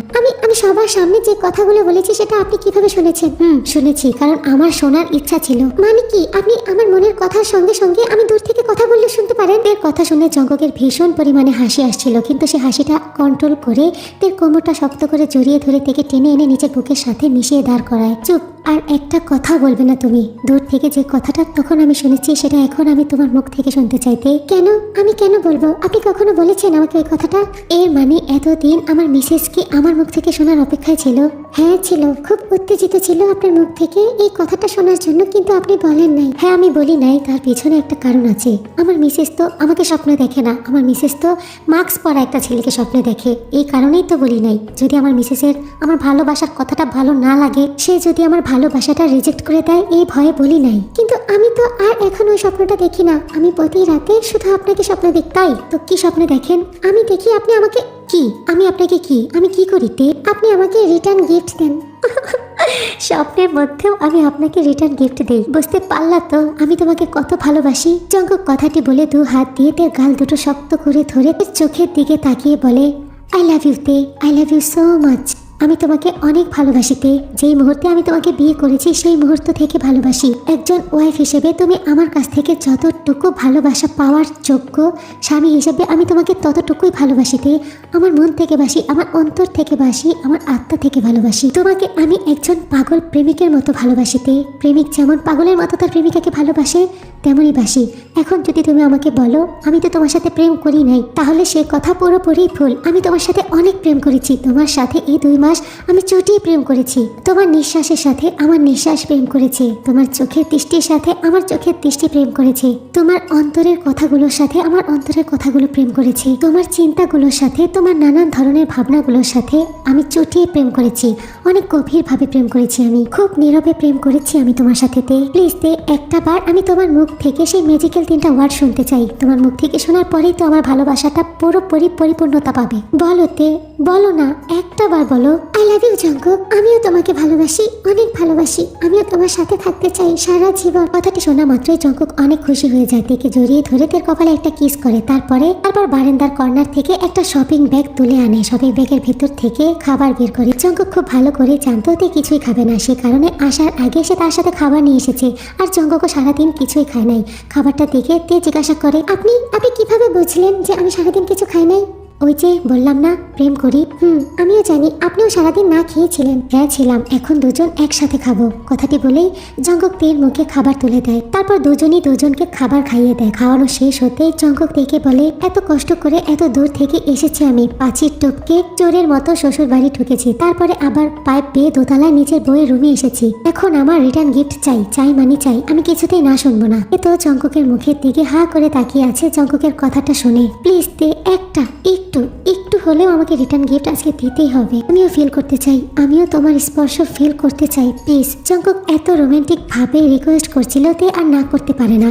জঙ্কুকের মুখের কাছে নিজের মুখ নিয়ে যায়, তারপর জঙ্কুকের ঠোঁটের সাথে নিজের ঠোঁটটা আলতো করে স্পর্শ করায়। এর ঠোঁটের সাথে নিজের ঠোঁট মিশিয়ে রেখে জঙ্কুক বলে, এভাবে হবে না, ডিপ ভাবে। তেও দুষ্টুমির ছলে জঙ্কুকের লোয়ার লিপসে একটা করে দেয়। সঙ্গে সঙ্গে জঙ্কুক থেকে শক্ত করে জড়িয়ে ধরে কিস করতে শুরু করে। আর তেও জঙ্কুকে কিস করা ব্রেক করে জঙ্কুকের ঠোঁটের সাথে নিজের ঠোঁটটা মিশিয়ে রেখেই তেকে বলে, হ্যাপি ভ্যালেন্টাইন্স ডে জান, and I love you so much. I love you too Jungkook, and happy Valentine's day too. কথাটি শোনার সঙ্গে সঙ্গে জঙ্কুক তের ঠোঁট ছেড়ে দিয়ে তের গালে নিজের ঠোঁট স্পর্শ করে তেকে বলে, জান থাপ্পড়টা কি খুব জোরে লেগেছিল? খুব ব্যথা পেয়েছো? হ্যাঁ, অনেক ব্যথা পেয়েছি। তে খুব আহ্লাদে সুরে তার কষ্টের কথা তার হাজবেন্ডের কাছে বলছিল। জান, আমি একটু আদর করে দেই, দেখবে তোমার ব্যথা কমে যাবে। মাথাটা উপর নিচ করে হ্যাঁ সম্মতি জানানোর সঙ্গে সঙ্গে জঙ্কুক তার দিয়ে তের গাল করতে শুরু করে। এই মুহূর্তটা কত অপেক্ষা করেছে জঙ্কুক, সেটা শুধু জঙ্কুকই জানে। আর তেও খুব গভীর ভাবে চেয়েছে, কিন্তু কখনো প্রকাশ করে নাই। প্রত্যেকটা নারী পুরুষই এই মুহূর্তটার অপেক্ষায় থাকে। আর যদি পাশে থাকে ভালোবাসার মানুষ, তাহলে তো কথাই নাই। যদি সম্পর্কে স্বামী স্ত্রী থাকে, তাহলে তো বৈধতার সাথে ভালোবাসাটা পূর্ণতা পায়। জঙ্কুক এর আগেও বহুবার তের কাছে এসেছে, থেকে আদর করেছে, স্পর্শ করেছে, কিন্তু সেটা একতরফা ছিল। কিন্তু আজকে তো তেও তাকে গভীর ভাবে কাছে টানছে, খামছে ধরে আছে তার শার্ট, পুরোপুরি ভাবে তে পারমিশন দিচ্ছে এই সমস্ত কিছু করার জন্য। ঠিক সেই মুহূর্তে রুমের মধ্যে থেকে লিসার কাশির শব্দ শুনতে পায় জঙ্কুক। সঙ্গে সঙ্গে তার হাতটা ধরে ফেলে। আবেগের দুনিয়া থেকে বাস্তবতায় ফিরে আসতে খুবই কষ্ট হচ্ছিল জঙ্কুকের, কিন্তু কিছুই করার নাই। বারান্দায় দাঁড়িয়ে কোনোভাবে বড় আদর দেওয়া নেওয়া সম্ভব না। তের হাত ধরার সঙ্গে সঙ্গে তে বলে ওঠে, কি হয়েছে? এখন না, আমার এখনই চাই। জান, আশেপাশে তাকিয়ে দেখো আমরা কোথায়। জঙ্কুকের গলাটা জড়িয়ে ধরে জঙ্কুকের গলায় মুখ ডুবিয়ে দিয়ে বলে, আমার এখনই বড় রিটার্ন গিফট চাই। জান পাখি, এখন না। I can't control my self Jungkook. Control তো আমারও হচ্ছে না জান পাখি, কিন্তু আশেপাশে তাকিয়ে দেখো কোথায় আছি। এই মুহূর্তে এই সমস্ত কিছু করা সম্ভব না, কিন্তু আমি চাই। আমার প্রবলেম না হলে তোমার প্রবলেম কোথায়? জান পাখি, বোঝার চেষ্টা করো। আমাদের ফার্স্ট টাইম, আমাদের ফার্স্ট নাইট এইভাবে কোনো রকম কাটুক, আমি সেটা চাই না। আমি তোমার সাথে খুব স্পেশাল ভাবে ফার্স্ট নাইট কাটাতে চাই। আমি চাই না আমার রোমান্টিক মুহূর্তে কোনো প্রকার কোনো বাধা আসুক। জান পাখি, যখন আমার সাথে আমার বাড়িতে আমার বিছানায় থাকতে, তখন তোমার এই এক্সাইটমেন্ট কোথায় ছিল বলো তো? এখন যখন তোমাকে আমি কিছু করতে পারছি না, এর থেকে বেশি দূর আমার পক্ষে আগানো সম্ভব হচ্ছে না, তখন তুমি আমাকে করছো। তোমার জন্য আমার খুব কষ্ট হচ্ছে, তুমি বুঝতে পারছো না? আমি প্রচুর পরিমাণে হার্ট ফিল করছি, কতটা কন্ট্রোল করছি নিজেকে আমি। এর জন্য তোমাকে পরে পানিশ করবো আমি। তো তোমাকে কে কন্ট্রোল করতে বলছে নিজেকে? কেন করছো না? এখন করো না পানিশ। কথাটি শোনা মাত্রই জঙ্কুক তের চুলের মুঠি শক্ত করে ধরে তের মুখটা উঁচু করে, তারপর ঠোঁটের সাথে ঠোঁট প্রেস করে বলে, আমাকে সামলানো এত সহজ না জান। আর আমি চাই না আমার কার্যকলাপের মুখে পড়ে সকালবেলা তুমি সবার সামনে এম্বারেস ফিল করো। তাই বলছি, এখানে না, তুমি আমার একান্তই পার্সোনালতে। আমি চাই না তোমার আর আমার মধ্যকার পার্সোনাল মুহূর্তের কোনো কিছু কেউ টের পাক। তাহলে চলো আমরা এখনই বাড়িতে চলে যাই। জঙ্কুক থেকে শক্ত করে বুকের মধ্যে জড়িয়ে ধরে বলে, জান, আমারও তো নিজেকে কন্ট্রোল করতে খুব কষ্ট হচ্ছে, খুব যন্ত্রণা হচ্ছে, তারপরও এখানে না। আর এই মুহূর্তে এভাবে আমি তোমাকে তো আমার সাথে নিয়ে যাব না। তোমার বাবার থেকে তোমার স্বামীর টাকা পয়সা কম থাকতে পারে, কিন্তু মান সম্মান সেটা কানায় কানায় ভরা। আমি কখনোই লুকিয়ে আমার বউকে শ্বশুর বাড়ি থেকে নিয়ে যাব না। তে বিয়ে করে মাথা উঁচু করে তোমার বাবা মার পারমিশনে তোমাকে আমি এই বাড়ি থেকে আমার বাড়ি নিয়ে গিয়েছিলাম। আর দ্বিতীয়বার যখন নিয়ে যাব, তখনও বাবা মার পারমিশন নিয়ে যাব। কিন্তু জঙ্কুক, বাবা তো বলছে তোমাকে ডিভোর্স দিয়ে দিতে। আমি তো তোমাকে ছাড়া থাকতে পারবো না। তুমি ডালতে, তাছাড়া আমরা তো প্রেমিক প্রেমিকা না। আমাদের সম্পর্কটা পুরোপুরি সামাজিকভাবে বৈধ। বিয়ে করেছি আমি তোমাকে, লোকজন দেখেছে, এলাকার মানুষ দেখেছে। এত সহজে তো ডিভোর্সের কথা বললে ডিভোর্স হয়ে যায় না। আমি ইচ্ছা করলে স্বামীর অধিকার দেখিয়ে তোমাকে আমার সাথে নিয়ে যেতে পারি, কিন্তু তুমি তোমার বাবা মার একমাত্র সন্তান। বাবা মা তোমাকে ছাড়া কিভাবে থাকবে বলো? আর আমিও চাই না তুমি আমার বাড়িতে আমার সাথে থেকে বাবা মার কথা মনে করে কষ্ট পাও, কান্না করো। একটু ধৈর্য ধরো, বাবাকে বোঝানোর চেষ্টা করো। একদিন যাক, সে বুঝে যাবে। আর যদি বাবা না মানতে চায়, না বুঝতে চায়, তখন কি করবো জঙ্কুক? এত নেগেটিভ কেন ভাবছো জান? দেখি না কি হয়। একটু ধৈর্য ধরো। ধৈর্য ধরতে পারছি না আমি। আমি তোমার সাথে থাকতে চাই। এত ভালোবাসো আমাকে, অনেক ভালোবাসি। আমিও তোমাকে অনেক ভালোবাসি তে। তাহলে চলো চলো এখন আমাকে নিয়ে চলো, আমি তোমার সাথে চলে যাব। 2টা দিন অপেক্ষা করো, চোরের মতো আমি তোমাকে নিয়ে যাবো না তে। মাথা উঁচু করে বাবা মার সামনে নিয়ে যাবো তাদের সম্মতিতে। এই 2 দিন আমি তোমাকে ছাড়া কিভাবে থাকবো, আমার সময় কাটবে না। জঙ্কুক কয়েক সেকেন্ড চুপ করে থেকে বলে, তে বিয়েটা তো আমাদের পারিবারিক ভাবে হয়েছে, আর সাথে ভালোবাসাটা হয়ে গেছে, কিন্তু প্রেম, আমরা তো প্রেম করি নাই। এই 2 দিন আমরা লুকিয়ে প্রেমিক প্রেমিকাদের মতো প্রেম করব। কি বলছো তুমি এসব? 2টাই তো মাত্র দিন, 2 দিন হাজবেন্ড ওয়াইফ না হয়ে একটু প্রেমিক প্রেমিকা হয়ে দেখি কেমন লাগে। প্রেম করারও তো একটা এক্সপিরিয়েন্স দরকার আছে, বলো? ঠিক তো, বিয়ে তো হয়ে গেছে কিন্তু প্রেম তো করি নাই। আচ্ছা ঠিক আছে, এই 2 দিন আমরা প্রেমই করবো। তবে আমাকে একটা কথা দিতে হবে। কি কথা? এই 2 দিন তুমি নিজের খেয়াল রাখবে, ঠিক সময় ঠিকভাবে খাবার খাবে, নিজের যত্ন করবে, কান্নাকাটি একেবারে করবে না, মনে থাকবে তো জান? আচ্ছা ঠিক আছে, মনে থাকবে। তো জান, অনেক রাত হয়েছে, আমি এখন চলে যাই। তুমি কিভাবে এসেছো? কিভাবে আবার? তোমার বারান্দার পাইপ দিয়ে? এখন আবার এই পাইপ দিয়ে যাবে? না না, চলো তোমাকে আমি দরজা খুলে দিচ্ছি, তুমি দরজা দিয়ে বের হও। পাগল নাকি? তোমার বাবা আমাকে দেখে ফেলবে, তারপরে আবার এটা নিয়েও নানান কথা বলবে। আর একটু থাকো, অনেক সময় হয়েছে জান পাখি, অনেক রাত হয়ে গেছে, এখন যেতে হবে। কথাটি শুনে জঙ্কুকের গলাটা আরো শক্ত করে জড়িয়ে ধরে তে। কিছুতেই জঙ্কুককে ছাড়তে চাচ্ছে না। জঙ্কুকও তেকে শক্ত করে জড়িয়ে ধরে। কয়েক মিনিটের জন্য এভাবেই দুজনকেই জড়িয়ে ধরে দাঁড়িয়ে থাকে। রুমের মধ্যে থেকে লিসা আবারও কেসে ওঠে। জঙ্কুক তেকে ছেড়ে দেয়, কিন্তু তে জঙ্কুকের গলাটা ছাড়তেই চাচ্ছে না। সে চাচ্ছে না জঙ্কুক এখন চলে যাক। জঙ্কুক বেচারা কি করবে? বিয়ে করা বউ তার সাথে থাকতে চাচ্ছে, কিন্তু সে তার সাথে রাখতে পারছে না, নিতে পারছে না। কতটা কষ্ট হয় একটা হাজবেন্ডের তখন। এক প্রকার বাধ্য হয়ে তের হাত দুটো নিজের গলা থেকে নামিয়ে দেয় জঙ্কুক। তের মনটা খারাপ হয়ে যায় জঙ্কুকের এই আচরণে। জঙ্কুক তের মুখের দিকে তাকিয়ে দেখে তের মনটা খারাপ। এইরকম মন খারাপ করে গাল ফুলিয়ে আমাকে বিদায় দিবে, যাওয়ার আগে আমাকে গুড বাই কিস করবে না তুমি? কথাটি শুনে তের মনটা ভালো হয়ে যায়। সঙ্গে সঙ্গে জঙ্কুকের ঠোঁটে কিস করে দেয়, আর জঙ্কুকের তেকে কিস ব্যাক করে। জঙ্কুক তের সাথে আর কোনো কথাই বলে না, তাড়াতাড়ি করে পাইপ দিয়ে নেমে দেয়াল টপকে চলে যায়। কারণ জঙ্কুক খুব ভালোভাবেই জানে ওখানে দাঁড়িয়ে থাকলে বাড়ি ফিরতে পারবে না সে। তেকে কিছুতেই রেখে আসতে ইচ্ছা করছিল না, বুকের ভেতরটা তো ফেটে যাচ্ছিল। অনেক কষ্টে নিজেকে কন্ট্রোল করেছে জঙ্কুক, তবে যতটুকু পেয়েছে ততটুকুতেই সে অনেক খুশি। এতটুকু এক্সপেক্ট সে করে নাই। তে তাকে ভালোবেসেছে সেটা তো সে শুনেছে, তে যে তাকে এতটা কাছে টানবে, এত গভীরভাবে তার স্পর্শ চাইবে, সেটা সে কখনোই কল্পনা করে নাই। তেকে আদর করতে না পেরে, তেকে আরো গভীরভাবে ভালোবাসতে না পেরে জঙ্কুকের তো ভীষণ কষ্ট হচ্ছিল, তবে সে এটা ভেবে খুব খুশিও হয়েছে। পরের দিন সকালবেলা ব্রেকফাস্ট টেবিলে আরএম, জেহব আর লিসা বসে নাস্তা করছে। তে রুম থেকে এসে সোজা ব্রেকফাস্ট করার জন্য টেবিলে বসে পড়ে। দিন সকালবেলা নাস্তাতে শুকনো সাদা রুটি, ডিম পোস্ট, আলুর ভাজি আর দুধ চা করেছে। আরএম সবসময় তার পরিবারকে অয়েলি খাবার থেকে দূরে থাকতে বলে, কখনোই অয়েলযুক্ত খাবার আরএম নিজেও পছন্দ করে না, আর পরিবারের কেউ খাক সেটাও পছন্দ করে না। তে সারাদিন কিছুই খায় না, রাতেও কিছুই খায় না। জিন যখন দেখতে পেল তে টেবিলে এসেছে, দৌড়ে নাস্তা নিয়ে আসে তের সামনে। সঙ্গে সঙ্গে তে বলে, আমি সাদা রুটি খাবো না মা, আমার জন্য তেল দিয়ে বেশি করে মচমচা করে পরোটা ভেজে নিয়ে আসো। আরএম তো আশ্চর্য হয়ে যায় তের কথা শুনে। তের মুখের দিকে তাকিয়ে বলে, তে পরোটা খেলে গ্যাস্ট্রিক হবে, সাদা রুটি খাও, চুপচাপ খাবারটা খেয়ে নাও। না, আমি শুকনো সাদা রুটি খাবো না, আমি তেলে ভাজা পরোটাই খাবো, আর যদি গ্যাস হয় তাহলে গ্যাসের ওষুধ খেয়ে নিব। জেহব, লিসা, জিন পুরোপুরি অবাক হয়ে তের মুখের দিকে তাকিয়ে আছে। যেই মেয়ে কখনো বাবার মুখের উপরে কথা বলে নাই, যেটা খেতে বলেছে সেটাই খেয়েছে, যেটা পড়তে বলেছে সেটাই পড়েছে, যা বলেছে তাই করেছে, সে আজকে মুখের উপরে এভাবে তর্ক করছে। আর তাছাড়া সব সময় তো এই শুকনো রুটিই খায়, ভাজি দিয়ে, চা দিয়ে, তো আজকে কি প্রবলেম? দেখেছেন ভাইজান ওই বেয়াদবের সাথে বিয়ে দিয়ে কি পরিমাণে ভুল করেছেন? আমাদের এত ভদ্র শান্ত সভ্য মেয়েটা যে মুখের উপরে কথা বলতো না, সে কিভাবে এখন জিদ করছে? চাচু, কথায় কথায় আমার হাজবেন্ডকে কেন বেয়াদব বলো? কি বেয়াদবি করেছে? আমার হাজবেন্ডের মতো ভালো ছেলে আর একটাও হয় না। সে কালকে থেকে শুনছি আমার হাজবেন্ড করছো তুমি। আমরা মানি না ওকে তোমার হাজবেন্ড, আর একটা বারো হাজবেন্ড বলবে না। খুব দ্রুত ওকে ডিভোর্স দিচ্ছ তুমি। বুগামের সাথে তোমার বিয়ে হবে। ওটা তোমরা স্বপ্নেই দেখো, আমি মরে গেলেও জঙ্কুকে ডিভোর্স দিব না। ওই বেয়াদবটাকে তো তোমার ডিভোর্স দিতেই হবে। বারবার আমার স্বামীকে কেন বেয়াদব বলো তুমি? তোমাদের দেখা পাত্র কি খুব ভদ্র? এতটাই ভদ্র যে একটা ডিভোর্সি মেয়েকে বিয়ে করার জন্য বসে আছে? তে তুমি এত বেয়াদবি কেন করছো? মা, তুমি এখনো সাদা রুটি নিয়ে দাঁড়িয়ে কেন আছো? আমি তোমাকে বলেছি না আমি এটা খাবো না, আমার জন্য পরোটা নিয়ে আসো। আর যদি আমার পছন্দের খাবার আমাকে নাই দিতে পারো, তাহলে জঙ্কুককে খবর পাঠাও, আমাকে আমার স্বামীর সাথে চলে যেতে দাও। আমি না হয় আমার স্বামীর বাড়ি গিয়ে পরোটাটা খেয়ে নেব। সবাই তো অবাক হয়ে যায় তের এই কথা শুনে। জিন তাড়াতাড়ি করে রান্নাঘরে চলে যায়। তের কথা মতো তের জন্য গরম গরম পরোটা ভেজে তেকে এনে দেয়, আর তেও চুপচাপ বাবাকে চাচাকে দেখিয়ে দেখিয়ে পরোটা খাচ্ছিল। রেগে মেগে খাবার টেবিল থেকে উঠে চলে যায়। তখন পাশে বসে থেকে জেহব বলে, তে মামুনি, এটা কেমন ব্যবহার? তুমি দেখতে পারলা তোমার বাবা কতটা কষ্ট পেল তোমার এই আচরণে? চাচু, আমিও তো কষ্টে আছি, আমিও তো কষ্ট পাচ্ছি। তোমাদের এই কম্পিটিশনের পাল্লায় পড়ে আমার কষ্টটা কি তোমরা দেখতে পাও না? তে আমরা যা করতে চাচ্ছি তোমার ভালোর জন্য করতে চাচ্ছি, তোমার সুখের জন্য করতে চাচ্ছি। চাচু, বিশ্বাস করো, জঙ্কুকের সাথে আমি অনেক সুখে আছি, অনেক ভালো আছি। হ্যাঁ, আমি মানছি এটা সত্যি, বিয়ের সময় আমার মত ছিল না। বাবা হুট করে 7 দিনের মধ্যে আমাকে বিয়ে দিয়ে দিয়েছিল।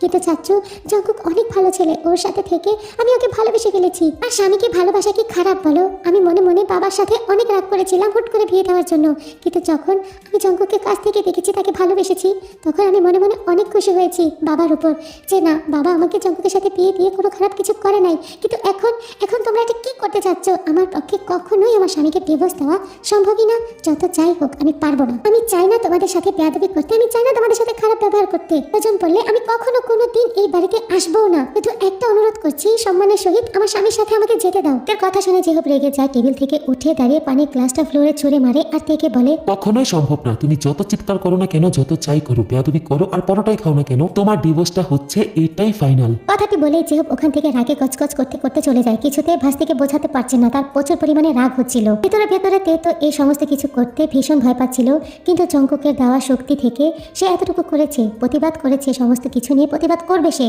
আবার টেবিলেই বসে আছে তে, চোখে পানি টলমল করছে, পানিটাকে পড়তে দিতে চাচ্ছে না, চোখের পানিটাকে বের করতে চাচ্ছে না সে, নিজেকে কিছুতেই ফ্যামিলির সামনে দুর্বল প্রকাশ করবে না। চোখ ভর্তি পানি নিয়ে গাল ভর্তি পরোটা চাবাচ্ছে। পাশ থেকে লিসা বলে, বাবারে বাবা, কি রে মুখ পরি, এত সাহস তোর কোথা থেকে হলো? বাপ চাচার সাথে কখনো তো চোখ তুলে কথা বলিস নাই, আর সেখানে এত তর্ক করলি? তে নাস্তা খেতে খেতে লিসাকে বলে, শক্তি সাহস সংগ্রহ করার ভান্ডার খুঁজে পেয়েছি। তাই নাকি? তো ওই ভান্ডার থেকে একটু শক্তি আমাকে আর তোর মাকেও দে না, তোর বাপ চাচার সাথে তর্ক করবো। সরি দাদি, কাউকে দেওয়া যাবে না, এটা শুধুমাত্র আমার পার্সোনাল ভান্ডার।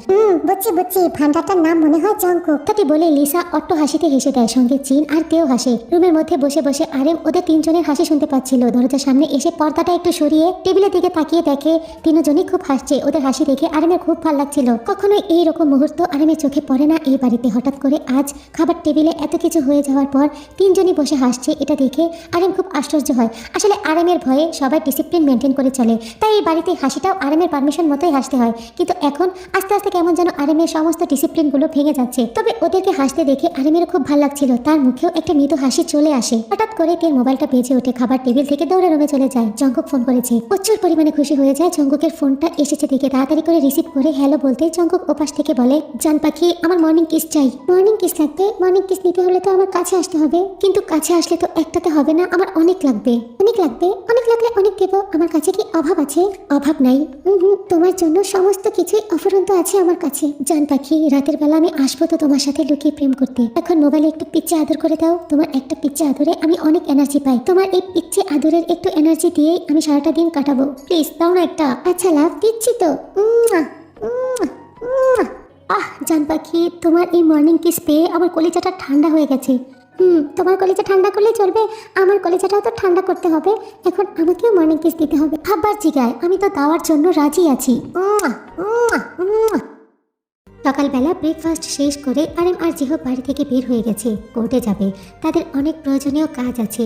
জমি নিয়ে কি যেন একটা সমস্যা হচ্ছে সেটার জন্য, আর তার সাথে তে ডিভোর্সের কথা বলে আসবে উকিলের সাথে, ওটার জন্য। যত দ্রুত সম্ভব তেকে তারা ডিভোর্স করিয়ে নেবে জঙ্কুকের কাছ থেকে। বাড়ির উঠানে চেন আমের আচার বানিয়েছিল, সেগুলো শুকাতে দিচ্ছে। আর বারান্দাতে বসে বসে লিসা পান চাবাচ্ছে আর জিনকে বলে দিচ্ছে কিভাবে কি করবে আচারগুলোকে। হঠাৎ করে রুম থেকে বের হয়ে এসেছে তে। লিসা তের দিকে তাকিয়ে দেখে সে একেবারে ফিটফাট ভাবে তৈরি হয়ে বের হয়েছে, হাতে একটা ফাইল। কিরে, তুই এত তৈরি হয়ে কোথায় যাচ্ছিস?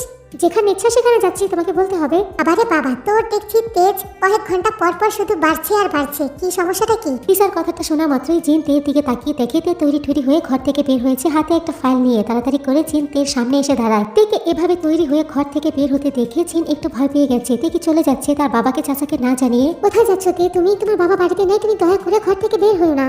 চিন্তা করো না তোমা, আমি পালিয়ে যাবো না। তোমাদেরকে না বলে আমি কোথাও যাবো না। আর পালিয়ে কেন যাবো? কার সাথে যাবো বলো? স্বামীর সাথে পালিয়ে যাবো? জঙ্কুক আমার হাজবেন্ড মা, ওর সাথে পালানোর তো প্রশ্নই ওঠে না। যদি প্রেমিক হতো তাহলে একটা কথা ছিল। আচ্ছা ঠিক আছে, পালিয়ে না হয় না যাচ্ছ, কিন্তু এই টাইমে তুমি কোথায় যাচ্ছ? মা, আমি অনেক ভেবে দেখলাম, এখন থেকে আমার নিজের সিদ্ধান্ত আমি নিজেই নেব। আমার যা ইচ্ছা হবে আমি তাই করবো। কারোর মুখের দিকে আমি তাকিয়ে থাকবো না আমার জীবনের ডিসিশন নেওয়ার জন্য, হোক বাবা হোক স্বামী। একটা বছর আমার পক্ষে হাতের উপরে হাত রেখে বসে থাকা সম্ভব না। একটা বছর চলে যাওয়া মানে অনেক কিছু মা। তাই আমি ভাবলাম জাতীয় বিশ্ববিদ্যালয়ে আমি ভর্তি পরীক্ষা দিতে পারি নাই তো কি হয়েছে, ওটা ছাড়াও অনেক অপশন আছে। ওখান থেকে যে কোনো একটা অপশন আমার পছন্দ মতো আমি বেছে নেব। আমি আবার পড়াশোনা করব। আচ্ছা ঠিক আছে তে, কিন্তু তোমার বাবাকে জিজ্ঞাসা করো। কেন, কিসের জন্য বাবাকে জিজ্ঞাসা করবো? আমি তো এখন পিচ্ছি বাচ্চা না। আমি যদি ছোট্ট বাচ্চা থাকতাম তাহলে তো আর তোমরা আমাকে বিয়ে দিয়ে দিতে না। এখন যখন বিয়ে দিয়ে দিয়েছো, অবশ্যই তাহলে তোমাদের কাছে আমি অনেক বড় হয়ে গেছি, তো আমার ডিসিশন আমিই নেব। আমার যেটা ভালো লাগে, যে সাবজেক্ট ভালো লাগবে, যেটাতে ভর্তি হতে ভালো লাগবে, আমি সেখানে ভর্তি হবো। এর জন্য কারো কাছ থেকে কোনো পারমিশন নেব না আমি। কথাটি বলে তে আর এক মুহূর্ত ওখানে দাঁড়ায় না, তাড়াতাড়ি হেঁটে বাড়ি থেকে বের হয়ে যায়। লিসা আর জিন অবাক হয়ে তে যাওয়ার দিকে তাকিয়েছিল। এই তো এখন মনে হচ্ছে ও আমার রক্ত, আমার নাতনি, একেবারে দাদির মতো হয়েছে। লিসার কথা শুনে লিসার মুখের দিকে তাকিয়ে জিন মনে মনে বলে, হ্যাঁ তাই তো, দরজাল মহিলার নাতনি দরজাল হচ্ছে। কি ব্যাপার কি বৌমা, মনে মনে কথা কেন বলছো? যা বলবে সরাসরি বলো। কি বলছেন মা এসব? মনে মনে কি আবার কথা বলা যায়? ও মনে মনে কথা বলা যায় না? তো এখানে দাঁড়িয়ে কেন আছো? যাও রান্না করো।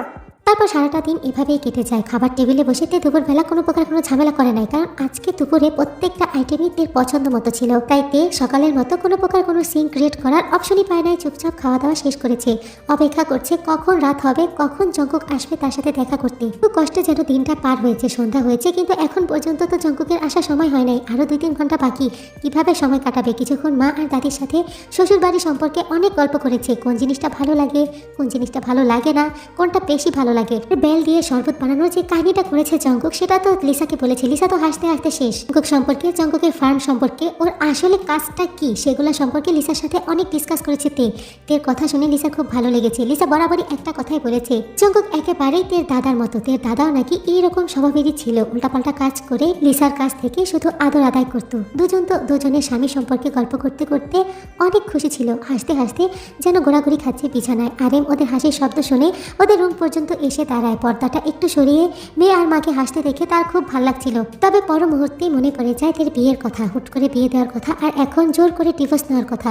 তার ভীষণ খারাপ লাগছিল। সে তো একজন বাবা, কোনো বাবারাই চায় না তাদের সন্তানের জীবনে এমন কোনো দুর্ঘটনা ঘটুক যেটা সারা জীবনের জন্য তার মনে দাগ কেটে যাক। কোর্টে যাওয়ার পর আরেমের মুখ দিয়ে মেয়ের ডিভোর্সের কথাটা উকিলের সামনে বেরই হচ্ছিল না, কিভাবে বের করবে। মন আর মস্তিষ্কের যুদ্ধে দোটানায় ভুগছিল সে। যে সিদ্ধান্তটা সে তার মেয়ের জন্য নিচ্ছে সেটা কি ঠিক হবে, ঠিক হলে কত দূর হবে, কিংবা কোনো বড় সড়ো অপরাধ করে ফেলছে নাকি, সেটা নিয়ে বরাবরই বসে বসে ভাবছিল। তবে পর মুহূর্তে ইউনোর কাছে হেরে যাওয়ার কথাটা ভেবেই সঙ্গে সঙ্গে উকিলের সাথে ডিভোর্স সম্পর্কে আলাপটা করে ফেলে। সমস্ত কাগজপত্র তৈরি, 2 দিনের মধ্যেই ডিভোর্স পেপার চলে আসবে, শুধু তে সাইন করে দিলেই শেষ। তারপর রাত 9টা বাজতেই তে তাড়াতাড়ি করে তার দাদিকে বলেছে, দাদি চলো আমরা রাতের খাবার খেয়ে ফেলি, আমার ভীষণ ঘুম পাচ্ছে। খুব চালাকি করে লিসাকে নিয়ে রাতের খাবারটা খেয়ে রুমে লাইট অফ করে ড্রিম লাইট জ্বালিয়ে লিসাকে নিয়ে শুয়ে পড়েছে তে। আসলে তের একা ঘুমানোর অভ্যাস নেই, ছোটবেলা থেকে দাদির সাথেই ঘুমিয়েছে, আর শ্বশুর বাড়ি গেলে তো শাশুড়ি কিংবা স্বামীর সাথে ঘুমায়। তো আজকে তাড়াতাড়ি করে সে লিসাকে ঘুম পাড়াচ্ছে, কারণ জঙ্কুক 10টা বাজলেই চলে আসবে। আর লিসা বিছানায় শোয়ার কিছুক্ষণের মধ্যেই নাক ডাকছে, সে গভীর ঘুমে আচ্ছন্ন হয়ে গেছে। জঙ্কুক থেকে ফোনে আগেই বলে দিয়েছে সে বাড়িতে আসলেই তাকে মিস কল দিবে, সেজন্য বারান্দায় চলে যায়। তে তো মোবাইলটা হাতে নিয়ে বসে আছে, মোবাইলের দিকে একভাবে তাকিয়ে আছে। মিস কল আসছে না কেন জঙ্কুকের? এখনো সে আর অপেক্ষা করতে পারছে না। কিছু সময় মোবাইল হাতে নিয়ে ওভাবে বসে থাকে। হঠাৎ করে জঙ্কুকের মিস কলটা দেখা মাত্র খাট থেকে 1 লাফ দিয়ে বারান্দায় চলে যায়। নিচে থাকতে জঙ্কুক মিস কলটা দিয়েছিল, পাইপ দিয়ে উঠতে উঠতেই তে ওখানে গিয়ে হাজির। জঙ্কুক যখনই বারান্দায় পা রাখে সঙ্গে সঙ্গে তে 1 লাফ দিয়ে জঙ্কুকের গলাটা ধরে ফেলে। এতটা দ্রুত করে কাজটা যে সঙ্গে সঙ্গে জঙ্কুক চমকে ওঠে। জঙ্কুকের দেখে জড়িয়ে ধরে। তে তো জঙ্কুকের গলায় নাক ডুবিয়ে ঘন ঘন নিঃশ্বাস নিচ্ছে আর বলছে, ইউনো জঙ্কুক, তোমার এই শরীরের গন্ধটা আমার কত ভালো লাগে, আমার খুব শান্তি লাগে এই স্মেলটা পাওয়ার পর। সারাটা দিন আমি একটা মিনিট গুনেছি কখন তুমি আমার কাছে আসবে, কখন আমি তোমার শরীরের গন্ধটা আবার নিতে পারবো। তাই আমার জান পাখির আমার শরীরের গন্ধ এত ভালো লাগে। অনেক ভালো লাগে। এর জন্য তো ঘুমের মধ্যে যখন আমি তোমাকে জড়িয়ে ধরতাম অনেক সময় কিন্তু আমি সজাগ থাকতাম, আমি সব টের পেতাম তুমি আমাকে জড়িয়ে বুকে নিয়েছো। তোমার গন্ধটা তখন থেকেই ভালো লাগে, এর জন্যই তো কখনো আমি তোমার কাছ থেকে দূরে সরি নাই। তোমার বুকের মধ্যেই শান্তিতে ঘুমিয়েছি আমি। জান পাখি, তোমাকে বুকে নিয়ে ঘুমালে আমার অনেক শান্তি লাগে। এই কটা দিন ধরে আমি শান্তিতে ঘুমাতেই পারছি না। Really Jungkook, do you miss me? Yes জান পাখি, I miss you so much. Jungkook থেকে জড়িয়ে ধরে বলে, জান পাখি এখন তো আমার অনেক লাগবে। কি লাগবে তোমার? কেন, মোবাইলে কি বলেছি তোমার মনে নাই? কথাটি শোনা মাত্রই তে জঙ্কুকের সারাটা ফেসে অনেকগুলো কিস করে আর জঙ্কুকে কিস ব্যাক করে। আজকেও তে জঙ্কুককে যেতে দিতে চাচ্ছিল না, অনেক বায়না করছিল জঙ্কুকের সাথে চলে যাওয়ার, কিন্তু জঙ্কুক অনেক কিছু বুঝিয়ে তেকে রেখে গেছে। আর মাত্র একটা দিন দেখতে বলেছে তেকে, একটা দিন বোঝাতে বলেছে তার বাবাকে। যদি না বোঝে তাহলে জঙ্কুক তার মতো করে তার ওয়াইফকে নেওয়ার চেষ্টা করবে। তে প্রচুর পরিমাণে মন খারাপ করছিল জঙ্কুকের সাথে, সে থাকতে চায়, সে একা থাকবে না, বারবার একই কথা বলছিল। তেকে রেখে আসার জন্য জঙ্কুক তখন আর কি করবে, বাধ্য হয়ে তেকে বলে যে কালকে তেকে নিয়ে সে বাইরে ঘুরবে। জঙ্কুকের বলা কথাটা তে কিছুতেই বিশ্বাস করছিল না। তখন তে জঙ্কুকের গলাটা শক্ত করে ধরে রেখেছিল। জঙ্কুক প্রমিস করে তেকে যে সত্যি কালকে সে তেকে নিয়ে ঘুরতে যাবে। তারপর তে জঙ্কুকের গলাটা ছাড়ে। জঙ্কুক তখন তের মুখের দিকে তাকিয়ে বলে, জান আমি জানতাম আমি যে রকম তোমাকে ভালোবাসি একদিন না একদিন তুমি আমাকে ওই রকম ভাবেই ভালোবাসবে, কিন্তু তোমার ভালোবাসাটার মধ্যে একটু পাগলামি আছে। তো পাগলামি আছে তো কি হয়েছে? আমি জীবনে প্রথম কাউকে ভালোবেসেছি। আমি আমার ভালোবাসা মানুষের কাছ থেকে এত দূরে থাকতে পারবো না, আমার কষ্ট হয়। কোথায় কষ্ট হয় জান? এই তো এখানে আমার বুকের মধ্যে অনেক কষ্ট হয় তোমার কাছ থেকে দূরে থাকার কষ্ট। তোমাকে যদি হারিয়ে ফেলি সেটা ভেবে কষ্ট হয়, অনেক যন্ত্রণা করে, তুমি জানো। জান বুঝতে পেরেছি, আমি একটু আদর করে দিই তোমার কষ্ট কমে যাবে।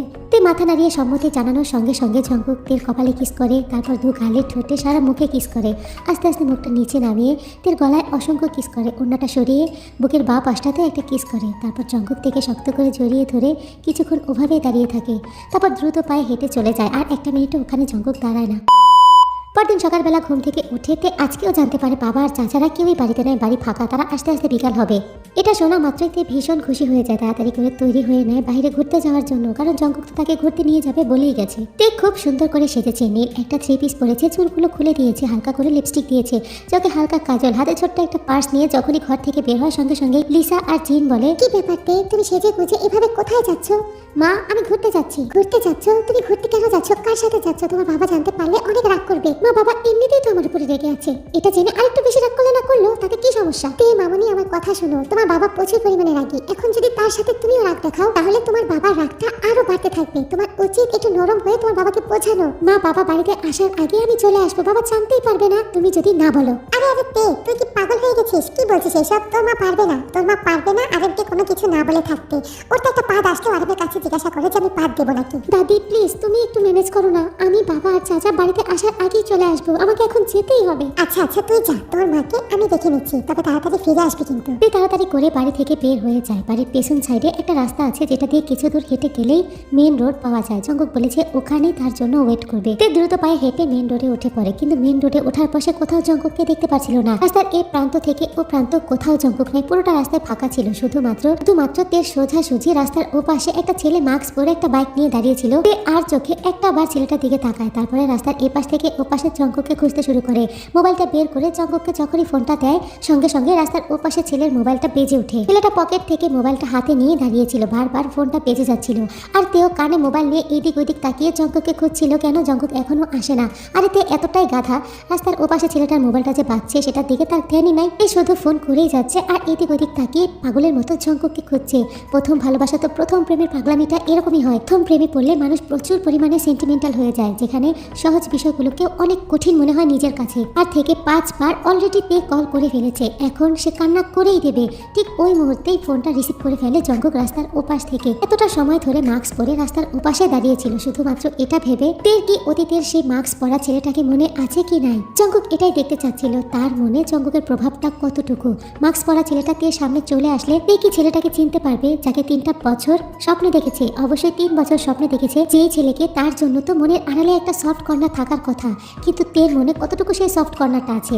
তার মনে কি ছেলেটার জন্য কোনো জায়গা আছে, নাকি তার অন্তর জুড়ে তার সমস্তটা জুড়ে শুধু জঙ্কুকের বসবাস? জঙ্কুক এটাই জানার চেষ্টা করছিল। এতটা সময় ধরে জঙ্কুক তের সামনে দাঁড়িয়েছিল মাস্ক পরে, কিন্তু তে তাকে চিনতে পারে নাই। জঙ্কুক পুরোপুরি ভাবে শিওর হয়ে গেল তের মনে মাস্ক পরা ছেলেটার জন্য কোনো প্রকার কোনো জায়গা নাই। যদি জায়গা থাকতো, যদি কোনো প্রকার কোনো অনুভূতি থাকতো তাহলে তাকে চিনতে পারতো, কিন্তু তের মনে তো সমস্তটা জুড়েই জঙ্কুক। জঙ্কুককে আসতে না দেখে তে পাগলের মতো করছিল। জঙ্কুক বুঝতে পারলো তে তাকে কতটা ভালোবাসে, কিন্তু মাস্ক পরা জঙ্কুককে তে চিনতে পারে নাই। এটা ভেবে জঙ্কুকের ভীষণ কষ্ট হচ্ছিল। জঙ্কুক মোবাইলটা কানে নেওয়ার সঙ্গে সঙ্গেই তে বলে, কি হয়েছে জঙ্কুক, তুমি কেন আসো নাই? আমি তোমার জন্য রাস্তায় দাঁড়িয়ে অপেক্ষা করছি, তোমার এত দেরি কেন হচ্ছে বলো? জান পাখি তুমি কেন কান্না করছো বলো তো? আমি তো এখানেই, এই তো রাস্তার এই পাশে দেখো আমি এখানে আছি। তে রাস্তার ও পাশে তাকিয়ে দেখে মাস্ক পরা একটা ছেলে দাঁড়িয়ে আছে। তে দ্রুত পায়ে রাস্তা পার হয়ে গিয়ে সঙ্গে সঙ্গে জঙ্কুকের গলাটা জড়িয়ে ধরে। জঙ্কুক এখনো মাস্ক পরা অবস্থাতেই আছে। জান পাখি কি করছো? আমরা রাস্তায়। তো কি হয়েছে? আমি আমার স্বামীকে যেখানে ইচ্ছা সেখানে হাত করবো। আচ্ছা ঠিক আছে, এখন চলো, ঘুরতে যাবো না? যাবো তো। কথাটি বলেই তে জঙ্কুকের গলাটা ছেড়ে দেয়। তখন তে জঙ্কুকের মুখের দিকে তাকিয়ে বলে, এত গরমে মাস্ক পরার কি দরকার, এটা খুলে ফেলো। জঙ্কুকের মুখের দিকে তাকিয়েছিল, তখন তে জঙ্কুকের মুখের দিকে তাকিয়ে হেসে দেয় আর বলে, কি করতে চাচ্ছ তুমি? আমাকে পরীক্ষা করতে চাচ্ছ তাই না? স্বপ্নে দেখা মাস্ক পরা ছেলেটাকে বেশি ভালোবাসি না তোমাকে বেশি ভালোবাসি? কিন্তু লাভ, মাস্ক পরা ছেলেটা তো আমার জীবনের প্রথম ভালোবাসা, তাকে কিভাবে ভুলে যায় বলো? একটানা 3টা বছর যাকে স্বপ্নে দেখে দেখেছি তাকে ভুলে যাওয়া কি সম্ভব? আমি তাকেই বেশি ভালোবাসি, তোমাকে বাসি না। কি বললে তুমি? তে একটু উঁচু হয়ে জঙ্গকের মুখের কাছে নিজের মুখটা নিয়ে যায়, তারপর জঙ্গকের ঠোঁটের কাছে গিয়ে বলে, লাভ, কি ভেবেছিলে আমি তোমাকে চিনতে পারি নাই? আমি তো তোমাকে বহু আগেই চিনেছি, কিন্তু কিছুই বলি নাই। মাস্ক পরা ছেলেটাকে যে আমি ভালোবাসতাম, যে কারণেই তাকে আমি স্বপ্নে দেখতাম, এটা আমি বুঝতেই পারি নাই। শোনো, মাস্ক পরা ছেলেটাই হচ্ছে আমার জীবনের প্রথম আর শেষ ভালোবাসা।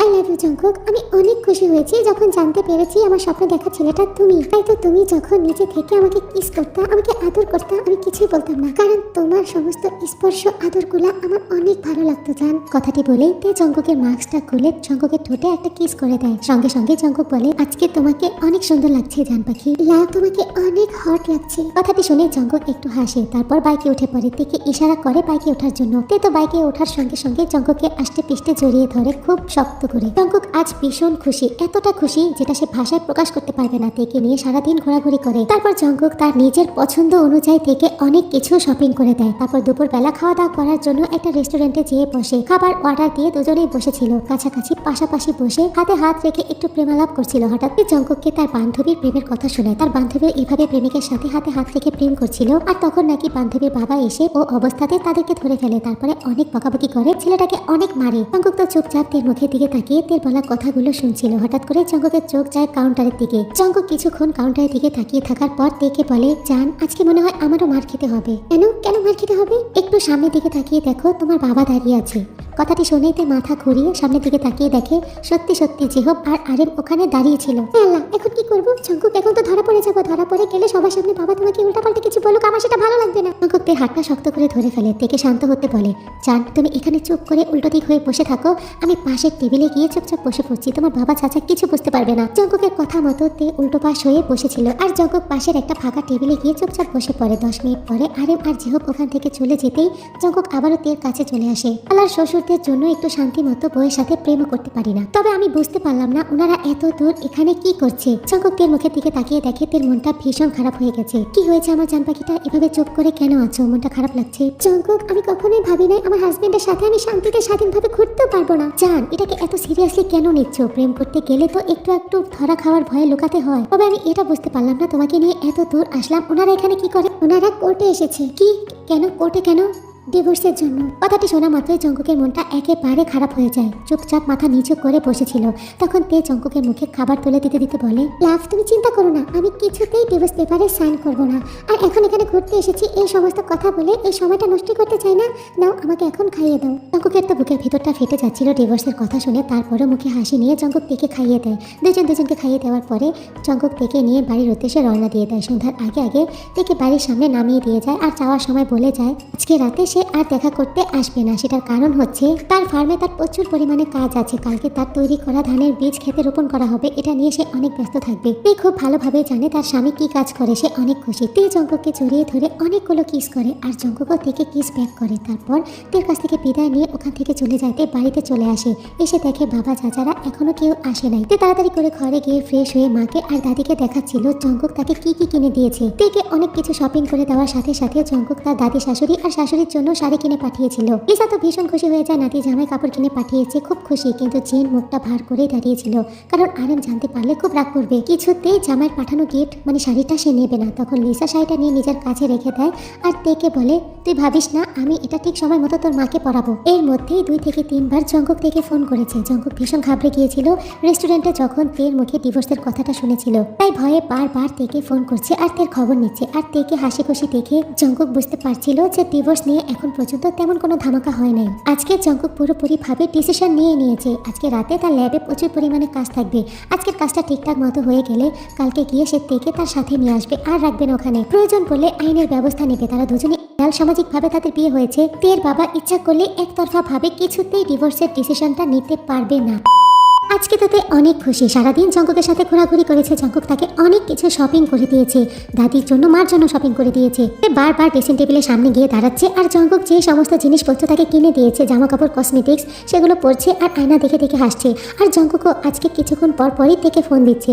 জঙ্কুক তো ফোন দিচ্ছে ভয়ে, কিন্তু তে মনে করছে তাকে বেশি ভালোবাসে তো মিস করছে, তাই বারবার ফোন দিচ্ছিল। জঙ্কুকের সাথে মোবাইলে বারবার কথা বলতে পেরে তে ভীষণ খুশি। সে ভুলেই গিয়েছে সে বাপের বাড়ি কেন এসেছে। তাকে যে এইখানে নিয়ে আসা হয়েছে জঙ্কুকের জঙ্কুকের সাথে সারা জীবনের জন্য বিচ্ছেদ ঘটানোর জন্য সেটা তার মাথায় নাই। সে তো এইভাবে থাকছিল, ঘুরছিল, হাসছিল, কথা বলছিল যেন ও বাপের বাড়ি বেড়াতে এসেছে। মায়ের সাথে আর দাদির সাথে আড্ডা মারতে মারতেই রাত হয়ে যায়। খাবার টেবিলে সবাই যখন ডিনার করতে বসে তখন তে হাসি খুশি খাবার খাচ্ছিল। বাবার সাথে, চাচার সাথে, ঘরের সবাই সাথে খুব হেসে হেসে কথা বলছিল আর খাবার খাচ্ছিল। আরেম আর জেহব বারবার তের মুখের দিকে তাকিয়ে দেখছিল। তবে আরেমের মুখে কোনো প্রকার কোনো আনন্দই নাই। তার মনে তো অপরাধ বোধ কাজ করছে। এই তো কালকেই চলে আসবে তে ডিভোর্স পেপারের কাগজ। ওটা দেখার পর কি তে এরকম হাসবে? আর না এইরকম ভাবে সবাই খাবার টেবিলে শান্তিতে খাবার খেতে পারবে? কত বড় না একটা ঝড় আসবে কালকে এই সংসারে। খাওয়া দাওয়া শেষ করে তে হাসতে হাসতে রুমে চলে যায়। মোবাইলটা হাতে নিয়ে জঙ্কুক ফোন করেছে। জঙ্কুকের সাথে কথা বলার জন্য সে তাড়াতাড়ি করে রুমে চলে যায়। হ্যালো জান, কি করছো তুমি? রাতের খাবার খেয়েছো? লাভ, এই মাত্রই আমি খাবার খেয়েছি। তুমি খেয়েছো? না সোনা, এখনো খাই নাই। এখন আমি ফার্মে আছি। আজকে রাতটা আমি এখানেই থাকবো, কিছুক্ষণ পরেই খেয়ে নেবো। তুমি ঠিক আছো? ঘরে সবাই ঠিক আছে? কোনো সমস্যা নাই তো? সবাই ঠিক আছে, সবাই ভালো আছে, কোনো সমস্যা নেই। জঙ্কুক, আমার তোমাকে ছাড়া একা থাকতে ভালো লাগে না। আমি কালকে কিন্তু তোমার সাথে চলে যাব। তুমি 2 দিন সময় দিয়েছিলে, কালকে কিন্তু শেষ। জান পাখি, তুমি এত কেন ভাবছো? আমি তোমাকে 2 দিন সময় দিয়েছি, 2 দিন পরে আমি তোমাকে নিয়ে আসবো। কিন্তু জঙ্কুক, কালকেই তো 2 দিন শেষ। জান, আমার মনে আছে। জান, তুমি জানো আমি ভেবেছিলাম তোমার বাবা হয়তো ক্ষণিকের জন্য রেগে আছে। 2-1 দিন তুমি ওখানে থাকলে আস্তে আস্তে সবকিছু আগের মতো মিটমাট হয়ে যাবে। আমি ভেবেছিলাম বাবা আমাকে ডেকে তোমাকে আমার হাতে আবারও সসম্মানে তুলে দেবে। কিন্তু আজ যখন তুমি ডিভোর্সের কথাটা বলেছো, বিশ্বাস করো তখন থেকেই আমার খুব খারাপ লাগছে। আমার কিছুই ভালো লাগছে না। তে তুমি আমার জীবনে না থাকলে আমার জীবনটাই অর্থহীন। আমি মরেই যাবো তোমাকে ছাড়া। তে আমি কখনোই ছোটবেলা থেকে বাবার ভালোবাসা পাই নাই। আমার জন্মের সময় আমার বাবা মারা গেছে। তোমার বাবাকে আমি নিজের বাবা মনে করেছি। বিয়ের পর ভেবেছি শ্বশুর আমার বাবার মতো আমার মাথার উপরে ছায়ার মতো থাকবে। আমি কখনোই কল্পনাও করতে পারি না তার সাথে আমি ঝগড়া করব। আর এখন পরিস্থিতিটা এইরকম দাঁড়িয়েছে যে এক প্রকার ওনার সাথে ঝগড়া করে ওনার মতের বিরুদ্ধে গিয়ে তোমাকে আমার কাছে আনতে হবে। আমি এটা কখনোই কল্পনা করি নাই। আর আমি এটা কতটুকু পারবো সেটাও আমি জানি না। আমি চেয়েছি বাবা মার ভালোবাসায়, তাদের স্নেহের আঁচলে আমরা সংসার করব, সুখে শান্তিতে বসবাস করব। জঙ্কুকের কথাগুলো শুনে তার প্রচুর পরিমাণে খারাপ লাগছিল। জঙ্কুক তো সত্যি কথাই বলছে। পারিবারিকভাবে বিয়ে হয়েছে তাদের, সামাজিকভাবে সব অনুষ্ঠান, সব রীতিনীতি মেনে তাদের বিয়েটা হয়েছে। তাহলে এখন কেন পারিবারিকভাবে বিয়ে হওয়ার পরেও প্রেমের বিয়ের মতো লুকিয়ে লুকিয়ে বাঁচতে হবে? আত্মীয় স্বজন কারোর সাথে কোনো সম্পর্ক থাকবে না। এমনকি জঙ্কুকের সাথে চলে যাওয়ার পরেও নিজের বাবা মা নিজের বাড়িতেও আসতে পারবে না।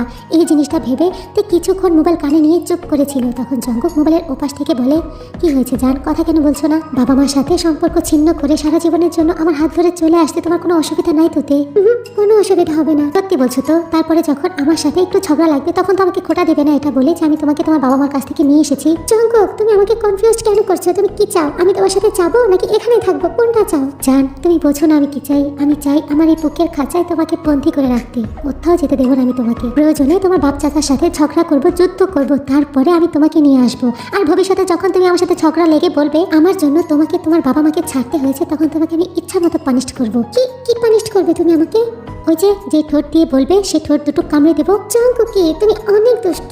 শুধু তোমার জন্য, আমার সকল দুষ্টুমি শুধু তোমার জন্য জান। I love you. I love you too Jungkook. Jungkook তো ভীষণ ঘাবড়ে আছে। তারপরও তের সাথে কথা বলে সে নিজের মনটা হালকা করছে, প্রস্তুতি নিচ্ছে কালকে কিভাবে শ্বশুর আর চাচা শ্বশুরের সামনে এসে তেকে তার সাথে নিয়ে যাওয়ার কথা বলবে, কোনটা বললে ঠিক হবে আর কি করলে সহজেই সে তার ওয়াইফকে তার সাথে তার বাড়িতে নিয়ে আসতে পারবে। ঘড়িতে রাত 11টা বাজে। আজকে রাতে আর জঙ্কুক আসবে না। লিসা বিছানায় শুয়ে আছে, তেও তার পাশেই শুয়ে আছে।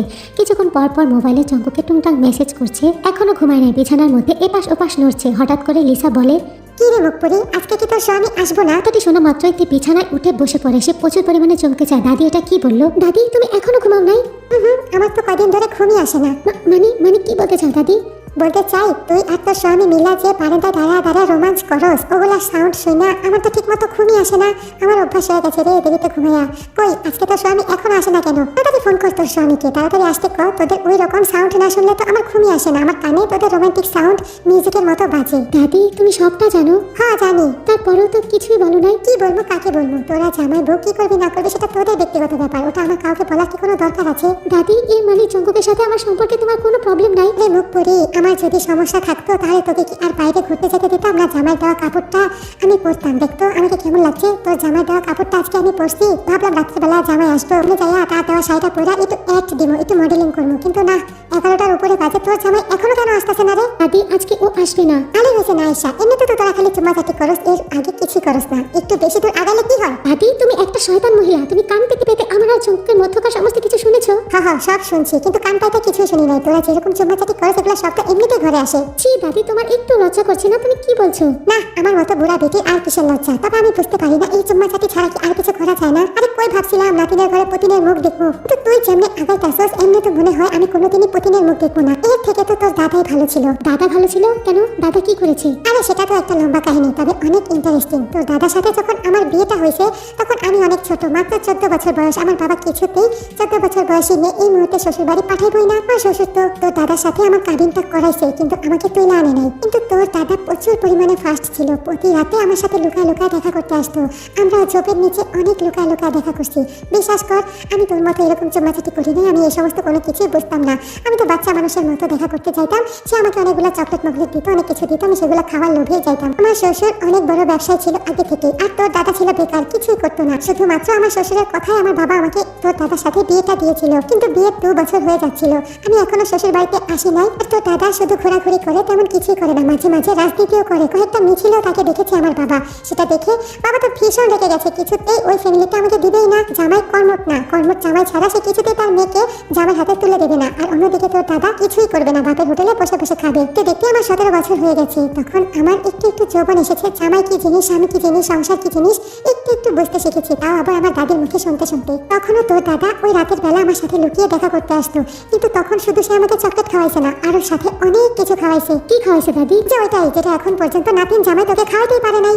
তারপরে কি হয়েছে দাদি? তারপরে আর কি, আমার বাবা তো আমাকে তোর দাদার কাছে দিবেই না, যে কোনো মূল্যে ছাড়াছাড়ি ব্যবস্থা করে ফেলছিল। হঠাৎ করে একদিন আমি প্রচুর পরিমাণে অসুস্থ হয়ে যাই, এতটাই অসুস্থ হয়ে যাই যে ডাক্তার আসে আমাকে চেক করতে। এসে বলে আমি অন্তঃসত্ত্বা, কিছুদিনের মধ্যেই আমি মা হব, মানে আমি প্রেগনেন্ট। এটা শুনে আমি তো ভীষণ ভয় পেয়ে যাই, কারণ এখনো তো আমাকে তুলেই দেয় নাই, আমার তো মাত্র কাবিন হয়েছে। সবাই জিজ্ঞাসা করলে আমি কি বলবো? তারপর কি হয়েছে দাদি? তারপর আর কি, যা হওয়ার তাই হয়েছে। বাবা মান সম্মান রক্ষা করার জন্য আমার শ্বশুরকে আর তোর দাদাকে ডেকে আমাকে তাদের হাতে তুলে দিয়েছে। লিসা তো তের মুখের দিকে তাকিয়ে আছে, আর তেও লিসার মুখের দিকে তাকিয়ে আছে। তখন লিসা তের মাথায় হাত বুলিয়ে দিয়ে বলে, সংসার করা অনেক কঠিন। সংসার করতে গেলে অনেক ঝড়ের সম্মুখীন হতে হয় সবাইকে, কিন্তু তাই বলে ভেঙে পড়লে তো চলবে না। সংসারটা আর সম্পর্কগুলোকে মজবুত ভাবে ধরে রাখার জন্য একটা ছোট্ট মিষ্টি সম্পর্কর অনেক প্রয়োজন। সেই সম্পর্কটাই পারে সকল সম্পর্কগুলোকে একসাথে সুতোয় বেঁধে রাখতে। আমি তোকে কি বোঝাতে চাচ্ছি তুই কি বুঝতে পেরেছিস? কিন্তু দাদি, ওই রকম ছোট্ট আর সুন্দর একটা সম্পর্ক তৈরি করার জন্য তো সময়ের প্রয়োজন। এই সময়টা তো নাই আমার কাছে। তো কি হয়েছে, সময় নাই, সময় নিবি। আর সময় নেওয়ার জন্য না হয় একটু চালাকি করলে, একটু অভিনয় করলে। তুই শুধু আমার কথা মতো কাজটা করবি, তাহলেই হবে। আমি যা বলবো তুই তাই করবি। কথাটি বলে লিসা তের মুখের দিকে তাকিয়ে একটা চোখ মারে, তার সাথে একটা ডেভিল স্মাইল দেয়।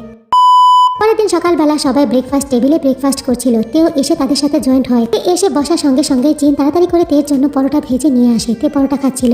তে তো খেয়ে যাচ্ছে, আর লিসা তের মুখের দিকে হা করে তাকিয়ে আছে। খেতে খেতে হঠাৎ করে তে সামনের দিকে তাকিয়ে দেখে লিসা তার মুখের দিকে অ্যাংরি লুক দিয়ে তাকিয়ে আছে। লিসার চোখ দিয়ে ইশারা করার সঙ্গে সঙ্গেই তে দৌড়ে ওয়াশরুমে চলে যায়, দরজা বন্ধ করে অনেক জোরে জোরে বমি করার অভিনয় করে। তে ওয়াশরুমের ভেতর থেকে এমন ভাবে অভিনয় করছিল যে সে প্রচুর পরিমাণে বমি করছে আর বারে বারে পানি ঢালছিল। হায় আল্লাহ জিন, আমার নাতনি কি হয়েছে? আরে তোরা বসে কেন আছিস? গিয়ে দেখ না মেয়েটা কি হয়েছে, এত বমি কেন করছে? ও তো অসুস্থ হয়ে পড়বে। লিসার চিৎকার চেঁচামেচি শুনে আরেম আর জিন গিয়ে তাড়াতাড়ি করে ওয়াশরুমের দরজার সামনে দাঁড়িয়ে থেকে ডাকতে থাকে। চোখগুলো এলোমেলো করে মুখে পানি ছিটিয়ে অসুস্থতার ভান করে দরজাটা খুলেই আরেমের কোলে ঢলে পড়ে। কি হয়েছে মামুনি, কি হয়েছে? তে কথা বলছো না কেন? তোমার কি হয়েছে মা? তে শোনা, মা আমার কথা বলো। কথা বলছিস না কেন মা তুই? আরেম প্লিজ আমার মেয়েকে কথা বলতে বলো। আমার একটা মাত্র মেয়ে, ওর কিছু হলে আমি মরে যাব। জিন তুমি একটু থামো তো। ভাইজান এত প্যানিক হয়ে না তো, ওর মুখে পানি ছিটান, ওর সেন্স ফিরে আনাটা প্রয়োজন। জিন তাড়াতাড়ি করে পানি এনে তের মুখে ছিটাতেই তে চোখ মেলে। কি হয়েছে তে মামুনি? তুমি হঠাৎ করে এইরকম করছো কেন? জানি না বাবা, হঠাৎ করে আমার মাথাটা অনেক ঘোরাচ্ছে, আমার ভীষণ বমি আসছে, আমার কিছুই ভালো লাগছে না, আমার খুব কষ্ট হচ্ছে বাবা, আমি মনে হয় মরেই যাব।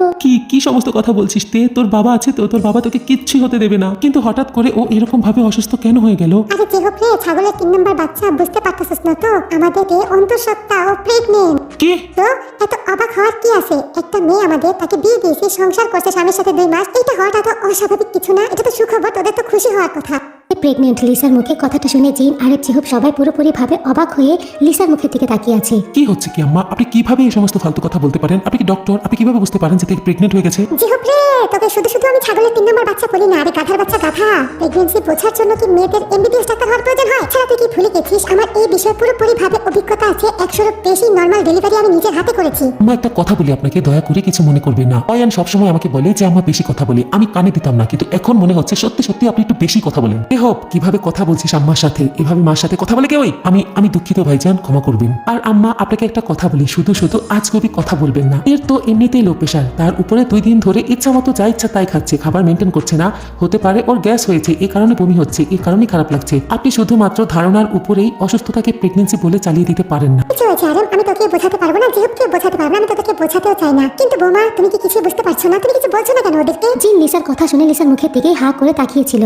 কি বুঝবে ও? কিছু বুঝতে পারছিল না লিসা ওকে কি বোঝাতে চাচ্ছে। 1 মিনিট নীরবে কিছু একটা ভাবার পর জিন তের চোখের দিকে তাকাতে অসহায় দৃষ্টিতে মার মুখের দিকে তাকিয়েছিল। তে তাড়াতাড়ি করে তেকে টেনে তুলে নিজের সাথে রুমে নিয়ে যায়। দরজা বন্ধ করে তেকে জিজ্ঞাসা করে, তোমার দাদি যে কথাটা বলছে সেটা কি সত্যি? মা, দাদি যেটা বলেছে সেটা হতেও পারে, কারণ গত মাসে তো তুমি আমাকে পেটগুলো দাও নাই, আর আমার ওটার প্রয়োজনও পড়ে নাই। আসলে কিছুদিন আগে যখন তের পিরিয়ড হয়েছিল তখন তো পিরিয়ডের পেটের জন্য সে জিনকে ফোন করেছিল, আর লিসা এর সম্পর্কে জিনকে কিছুই বলে নাই। তেকে শিখিয়ে দিয়েছে জিন যখন তাকে জিজ্ঞাসা করবে কোন আপাতত ভাবে এটা সত্যতা প্রমাণ করার জন্য জিনকে যেন সে এই পেডের কথা বলে। কারণ লিসা চাচ্ছে আরএম আর জিনকে এই বেবির কথা বলে কনফিউজ করে ফেলতে, কারণ তারা এই বিষয়টা নিয়ে পুরোপুরি সেন্সিটিভ। কারণ জিনের প্রেগনেন্সিটা প্রচুর পরিমাণে কমপ্লিকেটেড ছিল, সে সহজে কনসেপ্টই করতে পারে নাই। বিয়ের বহু বছর পর গিয়ে একটা মাত্র সন্তান হয়েছে। আর লিসার কথা মতো তেও তার মাকে খুব ভালোভাবে কনফিউজ করে ফেলেছে। এই মুহূর্তে জিনও বিশ্বাস করে ফেলেছে তে সত্যি সত্যি প্রেগনেন্ট। রুম থেকে বের হয়ে যেতেই আরএম জিনের মুখের দিকে তাকিয়ে ইশারা করে যেটা সত্য নাকি। জিনো আরএমকে ইশারা করে কনফার্ম করে যে হ্যাঁ সত্যি তে প্রেগনেন্ট। কিছু সময়ের জন্য সবাই একেবারে চুপ হয়ে যায়, বাড়ির পরিবেশটা পুরোপুরি শান্ত হয়ে যায়। তে বিছানা থেকে উঠে এসে দরজার কর্নারে দাঁড়িয়ে রুমের বাইরে উকিঝুঁকি মেরে দেখার চেষ্টা করছে যে ঘরে সবাই এত চুপচাপ কেন, তারা কি করছে। আরএম চুপ করে বসে আছে, যেহেতু কি আরএমের পাশে বসে। ভাইজান এত চুপ করে কেন বসে আছেন, কি ভাবছেন একটু বলেন। আরএম তখনও চুপ, কোনো প্রকার কোনো কথা বলছিল না। যেহেতু আবার বলে, ভাইজান বিষয়টা যদি আপনার ভালো না লাগে, আপনি যদি না চান, তাহলে যে হোক আমার পক্ষে এত বড় অন্যায় করা, এত বড় পাপ করা সম্ভবই না। যা হবার হয়ে গেছে, মানুষের ভাগ্যে যা থাকে তাই হয়। কেউ তো ইচ্ছা করলে ভাগ্য পরিবর্তন করতে পারে না, আল্লাহ যা করে ভালোর জন্যই করে। ওর শ্বশুর বাড়িতে খবরটা পাঠিয়ে দাও। আরএমের ডিসিশনটা শুনে জিন ভীষণ খুশি হয়েছে, আর লিসা তো মিটমিট করে হাসছে। যে হোক কিছুটা গাল ফুলিয়ে এবং গোবরা করে বসে আছে, সে খুব চিন্তিত।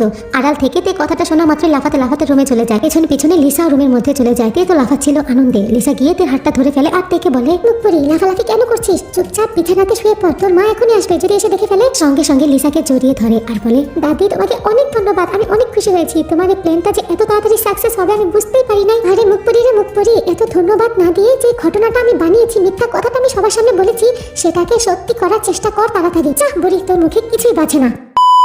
সারা রাত প্রচুর পরিমাণে কাজ করেছে জঙ্কুক, রাতে একটু ঘুমায় নাই। যতটুকু সময় পেয়েছিল ঘুমানোর চেষ্টা করেছে, বাট জঙ্কুক তের কথা ভেবে, তাদের ডিভোর্সের কথা ভেবে একটুও ঘুমাতে পারে নাই। মাথার মধ্যে শুধু একটা বিষয় ঘুরপাক খাচ্ছিল, সকাল হতেই তেকে আনতে যেতে হবে। ভালোই ভালোই তেকে তার বাবা মা দিতে না চাইলে তাদের সাথে তর্কে যেতে হবে, কথা কাটাকাটি হবে। তারপরেও যদি তেকে দিতে রাজি না হয় তাহলে আইনের আশ্রয় নিতে হবে। জঙ্কুক অত্যন্ত ভদ্র একটা ছেলে, আজ পর্যন্ত গুরুজনদের সাথে বেয়াদবি করা তো দূরের কথা, তাদের চোখের দিকে তাকিয়ে পর্যন্ত কথা বলে নাই। আর সেই জায়গায় আজকে শ্বশুরের সাথে ঝগড়া করতে হবে। কি বলবে তাকে, ওখানে গিয়ে কি কথা বলবে, কিভাবে তাকে আনবে, এটা ভেবে তার মাথাটা নষ্ট ছিল। কিন্তু যত যাই করতে হোক আজকে সে তার ওয়াইফকে তার সাথে নিয়ে আসবে। মনে মনে সেই প্রস্তুতি নিচ্ছে আর বাড়িতে আসছে। বাড়িতে ঢোকার সঙ্গে সঙ্গে রান্নাঘর থেকে আয়ু বলে উঠে, জঙ্কুক বাবা শোন। আয়ু অনেক উত্তেজিত ভাবে পেছন দিক দিয়ে ডেকে জঙ্কুকের কথাটা বলার সঙ্গে সঙ্গে জঙ্কুক দাঁড়িয়ে পড়ে, মায়ের দিকে তাকিয়ে বলে, কি হয়েছে মা, তোমাকে এত উত্তেজিত কেন দেখাচ্ছে? জঙ্কুক বাবা, তোর শাশুড়ি ফোন করেছিল, ইমার্জেন্সি তোকে ওদের বাড়িতে যেতে বলেছে। কথাটি শোনার সঙ্গে সঙ্গে যেন জঙ্কুকের মাথাটা ঘোরাচ্ছে, ভেবে পাচ্ছে না যে কেন এত ইমার্জেন্সি ওকে ওখানে যেতে বলেছে। তাহলে কি তে ডিভোর্স পেপারে সিগনেচার করে দিয়েছে? ও গেলে কি ওর হাতে ডিভোর্সের কাগজটা দিয়ে দিবে? এটা ভেবে জঙ্কুকের পাটা কাঁপছিল, জঙ্কুকের বুকের মধ্যে অনেক ব্যথা করছিল, সে খুব ভয় পাচ্ছিল। তাছাড়া সকাল থেকে এখন পর্যন্ত তে জঙ্কুকের ফোন রিসিভও করে নাই, কিংবা জঙ্কুকে একটা কল ব্যাক করে নাই। আয়ু জঙ্কুককে আরো কিছু বলতে চাচ্ছিল, কিন্তু জঙ্কুক আর একটা মুহূর্ত ওখানে দাঁড়ায় নাই, ঘরে চলে যায়। তৈরি হয়ে তাড়াতাড়ি বের হয়ে যায় তেদের বাড়ির উদ্দেশ্যে। এর মধ্যে অনেক শক্তি আর সাহস নিয়ে শ্বশুর বাড়ির উদ্দেশ্যে রওনা হয়ে যায় জঙ্কুক। যাই হোক না কেন সে সেটা ফেস করবে। চিন্তিত মুখ নিয়ে লিভিং রুমের সোফাতে বসে আছে জঙ্কুক। 10 মিনিট হয়ে গেছে শ্বশুর বাড়িতে এসেছে সে, এখন পর্যন্ত তের সাথে দেখা হয় নাই। চোখ দুটো শুধু এদিক ওদিক তাকিয়ে তেকেই খুঁজছে। হঠাৎ বাড়ির কাজের মহিলা এক গাদা নাস্তা নিয়ে এসেছে, টেবিলের উপরে ভ্যারাইটিস রকমের নাস্তা একের পর এক সাজাচ্ছে। কিছুটা আশ্চর্য হয়ে গেছে জঙ্কুক, তাকে তো এখন জামাই আদর করে নাস্তা খাওয়ানোর সময় না, এই পরিস্থিতি তো তাদের সম্পর্কের মধ্যে এখন নাই। কিছুটা আশ্চর্য হয়ে বুয়ার মুখের দিকে তাকাতেই বুয়া একটা মিষ্টি হাসি দিল জঙ্কুকের মুখের দিকে তাকিয়ে। সঙ্গে সঙ্গে জঙ্কুক তার চোখ দুটো নামিয়ে নিল। বুয়ার পেছনে পেছনে জিন রুমে ঢুকতেই জঙ্কুক দাঁড়িয়ে জিনকে সালাম দেয়। জিনও জঙ্কুকের সালামের উত্তর দেয়, বসতে বলে। জঙ্কুক চুপচাপ বসে পড়ে। বাবা যা হয়েছে ভুলে যাও, মিস আন্ডারস্ট্যান্ডিং সবার ফ্যামিলিতেই হয়, সবার হয়ে আমি তোমার কাছে ক্ষমা চাচ্ছি। তাছাড়া তে এখন অসুস্থ, বাবার বাড়ি শ্বশুর বাড়ি সবার একসাথে যত্ন করা প্রয়োজন ওর। এই অবস্থাতে এই মিস আন্ডারস্ট্যান্ডিং এর জন্য যদি ঝামেলা হয় তাহলে ওর উপরে আর ওর বেবির উপরে প্রভাব পড়বে। আমি সেটা চাই না, আমরা কেউ সেটা চাই না।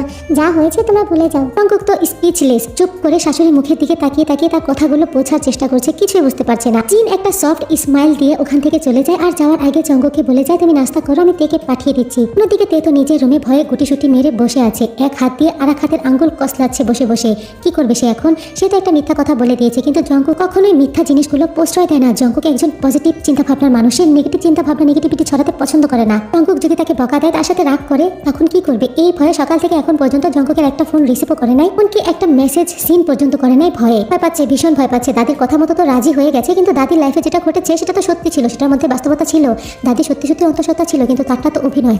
এটা যদি সবাই জানে তখন তাকে কি বলবে? এটা জানতে পারলে বাবা মা কতটা কষ্ট পাবে। তারা এই বিষয়টা নিয়ে সেন্সিটিভ, এটাকে ভালো করে জানে। চুপচাপ দাঁড়িয়ে দাঁড়িয়ে ভাবছিল। হঠাৎই মাথাটা উঁচু করে সামনে তাকিয়ে দেখে জঙ্কুক তার মুখের দিকে অ্যাংরি লুক দিয়ে তাকিয়ে আছে। ওটা দেখে তে আরো ভয় পেয়ে যায়। সঙ্গে সঙ্গে 2-3টা ঢোক দিলে জঙ্কুক রুমে ঢুকে দরজাটা ঠাস করে বন্ধ করে দেয়। তে কিছুটা চমকে যায়, কিন্তু তারপরও নিজেকে শান্ত রাখার চেষ্টা করে। এমন ভাব করছিল সে ভয় পাচ্ছে না। জঙ্কুকের রাগটা কমানোর জন্য, জঙ্কুকে একটু শান্ত করার জন্য তে কিছুটা ঢং করা শুরু করে দিল। দৌড়ে গিয়ে জঙ্কুকের গলাটা জড়িয়ে ধরে বলল, I miss you so much love. কখন থেকে আমি তোমার জন্য অপেক্ষা করছি, আর তুমি মাত্র আসলা। তুমি একটু মিস করো না আমাকে? জঙ্কুক তের হাত দুটো নিজের গলা থেকে ছাড়ানোর চেষ্টা করছে, কিন্তু তে ছাড়ছে না, শক্ত করেই ধরে দাঁড়িয়ে আছে। তে ছাড়ো বলছি। এখন তো ছাড়তে পারবো না লাভ। এমনিতে আমি তোমাকে অনেক মিস করেছি, তোমার শরীরের গন্ধটা অনেক মিস করেছি না? আমি এভাবে একটু জড়িয়ে ধরে থাকি, তুমি এরকম করছো কেন? ঢং করা বন্ধ করতে। আমি এখন তোমার সাথে এই সমস্ত কিছু করার মুডে নাই। তুমি আমাকে ছাড়ো, তোমার সাথে আমার কথা আছে। জঙ্কুকি, তুমি এইরকম কেন করছো? কথা বলবো তো, আগে একটু আদর করি। কথাটি বলে তে জঙ্কুকের গলায় মুখ গুজে দিয়ে গলায় একে ধারে কিস করতে শুরু করে। আর জঙ্কুক তের মুখে জঙ্কুকি কথাটা শোনার সঙ্গে সঙ্গেই তার শরীরে একটা শিহরণ তৈরি হয়, আর আস্তে আস্তে তার মনটা নরম হতে শুরু করে। কিন্তু তের এইরকম আদরি কথা বলা, তার উপরে তাকে জঙ্কুকি বললে সে এমনিতেই গলে যায়, তার উপর আবার এত আদর করা, জড়িয়ে ধরে তার গলায় একের পর এক কিস করা, সমস্ত কিছু মিলিয়ে জঙ্কুক পুরোপুরি গলে গেছে। সে একেবারে শান্ত হয়ে গেছে, তার মধ্যে এখন রাগ নাই। এমনিতেই সে থেকে প্রচুর পরিমাণে ভালোবাসে, আর ভালোবাসার মানুষটা এত আদর করে এত কাছে টানছে, সে কি রাগ করে থাকতে পারে? সে তো রাগ করে থাকতে পারছে না, কিন্তু নিজের মধ্যে রাগটা ধরে রাখার চেষ্টা করছে। এত সময় তো জঙ্কুক থেকে নিজের কাছ থেকে সরানোর চেষ্টা করছিল, কিন্তু এখন সেই চেষ্টাটা করছে না। 2 হাত দিয়ে শক্ত করে তার কোমরটা জড়িয়ে ধরে তাকে নিজের সাথে মিশিয়ে রেখেছে। তে যখন বুঝতে পারে জঙ্কুক তাকে নিচে থেকে টানছে, সে গলা কিস করা বন্ধ করে উপরের দিকে উঠে পড়ে, জঙ্কুকের ঠোঁটে কিস করতে শুরু করে, আর জঙ্কুকে দেখে কিস ব্যাক করতে শুরু করে।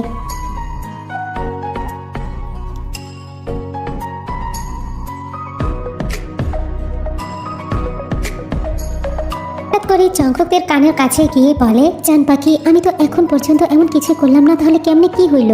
তেও জড়িয়ে ধরা অবস্থাতেই জঙ্কুকের কানের কাছে গিয়ে বলে, কিন্তু জান, তোমাকে তো কিছু করতে আমি বাধা দিই নাই, করো না কেন? এই সবের জন্য এত আগ্রহ দেখাচ্ছ, এতটা পাগলামি করছো, আমাকে সিডিউস করছো। যখন আমি স্টার্ট হব তখন কান্নাকাটি করলেও কিন্তু ছাড়বো না। তে কোনো কথাই বলে না, জঙ্কুকে শক্ত করে জড়িয়ে ধরে দাঁড়িয়েছিল। তখন জঙ্কুক থেকে বলে, জান, যত যাই হোক, তোমার এই মিথ্যা কথাটা বাবা মাকে বলা ঠিক হয় নাই। আমি তোমাকে অনেক ভালোবাসি জঙ্কুক, তোমাকে ছাড়া এক মুহূর্ত আমি থাকতে পারবো না। ছাড়া আমার আর কোনো পথই ছিল না। তুমি দেখলা তো এই কথাটা শোনার সঙ্গে সঙ্গে বাবা মা কতটা স্বাভাবিক হয়ে গেছে। আর যদি এটা না করতাম তাহলে আজকে ডিভোর্স পেপার চলে আসতো, আমাকে জোরাজোরি করতো ডিভোর্স পেপারে সাইন করানোর জন্য। কিন্তু তে এই মিথ্যা কথাটা তো কিছুদিন পরে ওনারা বুঝতে পারবে, যখন জানতে পারবে যে এরকম কোনো কিছুই না, তখন কষ্ট পাবে না। জঙ্কুক কি, তাহলে চলো না এই মিথ্যাটাকে সত্যি করে ফেলি? অসম্ভব। কেন? কি হয়েছে? এই মুহূর্তে তোমার কিংবা আমার জন্য বাবা মা হওয়াটা ঠিক না। আমাদের এখনো বাবা মা হওয়ার মতো বয়সই হয় নাই, মাত্রই তো বিয়ে করেছি। এখন পর্যন্ত নিজেরা নিজেদের জীবনটা ভালোভাবে এনজয় করতে পারলাম না। আগে নিজেদের সংসারটা একটু গোছাই, তারপরে আস্তে আস্তে প্ল্যানিং করবো। আর তাছাড়া প্ল্যানিং করলে যে বেবি হবে সেরকমটাও তো না। কি বলছো? কি বলছি তুমি বুঝতে পারছো না? মনে করো যে এখন বেবি প্ল্যানিং করলাম, কিন্তু তোমার কনসেপ্ট করতে দেরি হলো, তখন কি হবে? আর কিছুদিন পরে যদি অভিনয় করে বলো যে মিসক্যারেজ হয়ে গেছে, তখনও তো বাবা মা কষ্ট পাবে। এটার জন্য তারা টেনশন করবে, তোমাকে ডক্টরের কাছে নিয়ে যাবে। তাদের একটা মাত্র মেয়ে তুমি, অবশ্যই আমি তোমাকে আটকাতে পারবো না। ওনারা যদি তোমাকে ডক্টরের কাছে নিয়ে যেতে চায়, আমি নাও করতে পারবো না। তখন তুমি এমনিতেই ধরা খাবে। আসলে জঙ্কুক, আমি এত কিছু ভাবি নাই। তোমাকে এই বুদ্ধিটা কে দিয়েছে? অবশ্যই এইরকম ডেঞ্জারাস বুদ্ধিটা তোমার মাথা থেকে আসে নাই। আই সরি, আমি আসলে এত কিছু চিন্তা করি নাই। ভীষণ ভয় পেয়ে যায়, যে কারণে লিসার কথাটা আর বলে না। এমনিতে নিচে বকা শুনছে, শুনুক। দাদিকে 2টা কথা শোনানোর ইন্টেনশন তার নাই। চলো আমার সাথে, এখনই আব্বা আম্মাকে সমস্ত সত্যটা খুলে বলবে। কিন্তু জঙ্কুক, বাবা শুনতে পারলে তো আমাকে আর তোমার সাথে যেতে দিবে না। বারবার জঙ্কুকে না করছিল, কিন্তু জঙ্কুক কোনো কথাই শুনে না। তের হাত ধরে সোজা লিভিং রুমে চলে যায়। আর জেহব, লিসা, জিন সবাই ওখানেই বসেছিল। জঙ্কুক আর তে তাদের সামনে গিয়ে দাঁড়াতে সবাই ওদের দুজনের দিকে তাকায়। সবাই একটু হাসি খুশি ছিল। আর তো মনে মনে খুব খুশি হচ্ছিল, নতুন অতিথি আসবে। অনেক স্বপ্ন ছিল তার 4টা বাচ্চা হবে, কিন্তু সেটা তো হয় নাই। তার বউ আর একটার বেশি কনসাপই করে নাই, তাও অনেক বছর পরে একটাই হয়েছে। কিন্তু এখন তার ইচ্ছা তার মেয়ের ঘরে 4টা বাচ্চা হবে, তার 4টা নাতি নাতনি হবে, সে তাদের নিয়ে অনেক মজা করবে, অনেক আনন্দ করবে। এটা ভেবে সে প্রচুর পরিমাণে হ্যাপি ছিল। তে আর জঙ্কুককে ওখানে আসতে দেখে সঙ্গে সঙ্গে জিন উঠে দাঁড়িয়ে তের কাছে গিয়ে বলে, কি কি ব্যাপার মা? খারাপ লাগছে, খুব খারাপ লাগছে। চলো তাহলে এখনই তোমাকে নিয়ে ডক্টরের কাছে যাই। কথাটি শোনার সঙ্গে সঙ্গে আরেম সোফা থেকে উঠে দাঁড়িয়ে পড়ে। সে এখনই তেকে নিয়ে ডক্টরের কাছে যাবে। জঙ্কুকের তো ভীষণ কষ্ট হচ্ছিল শ্বশুর শাশুড়ির সামনে, খুব খারাপও লাগছিল। ইচ্ছা তো করছিল তের গালে ঠাস করে একটা চর মেরে দিতে, কিন্তু পারছিল না। এইরকম একটা সেন্সিটিভ বিষয়, যে বিষয়ে তার শ্বশুর শাশুড়ি দুর্বল, তারা এটা নিয়ে অনেক ডেসপারেট। সেই বিষয়টা নিয়ে তাদের সাথে মজা করাটা কিছুতেই তের উচিত হয় নাই। তে ভয়ে চোখ তুলে বাবা মার চোখের দিকে তাকাতে পারছে না। তার কষ্ট হচ্ছে আর প্রচুর পরিমাণে ভয়ও করছে। জঙ্কুক বুঝতে পারছিল তের মনে কি চলছে। সে ভয়ও পাচ্ছে, আবার তার খারাপও লাগছে। এটা জঙ্কুক ভালোই বুঝতে পারছিল।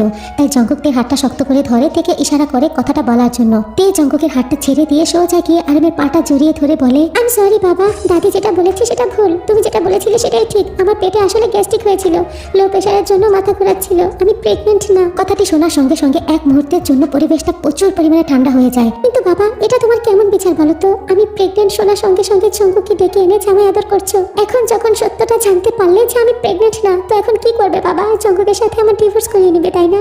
বাবা, আমি ওকে অনেক ভালোবাসি। প্লিজ বাবা, দয়া করে এমনটা করো না, আমি মরে যাব। বাবা, তোমার কাছে কি তোমার সন্তানের থেকে তোমার চ্যালেঞ্জ আর তোমার কম্পিটিশনটা বড়?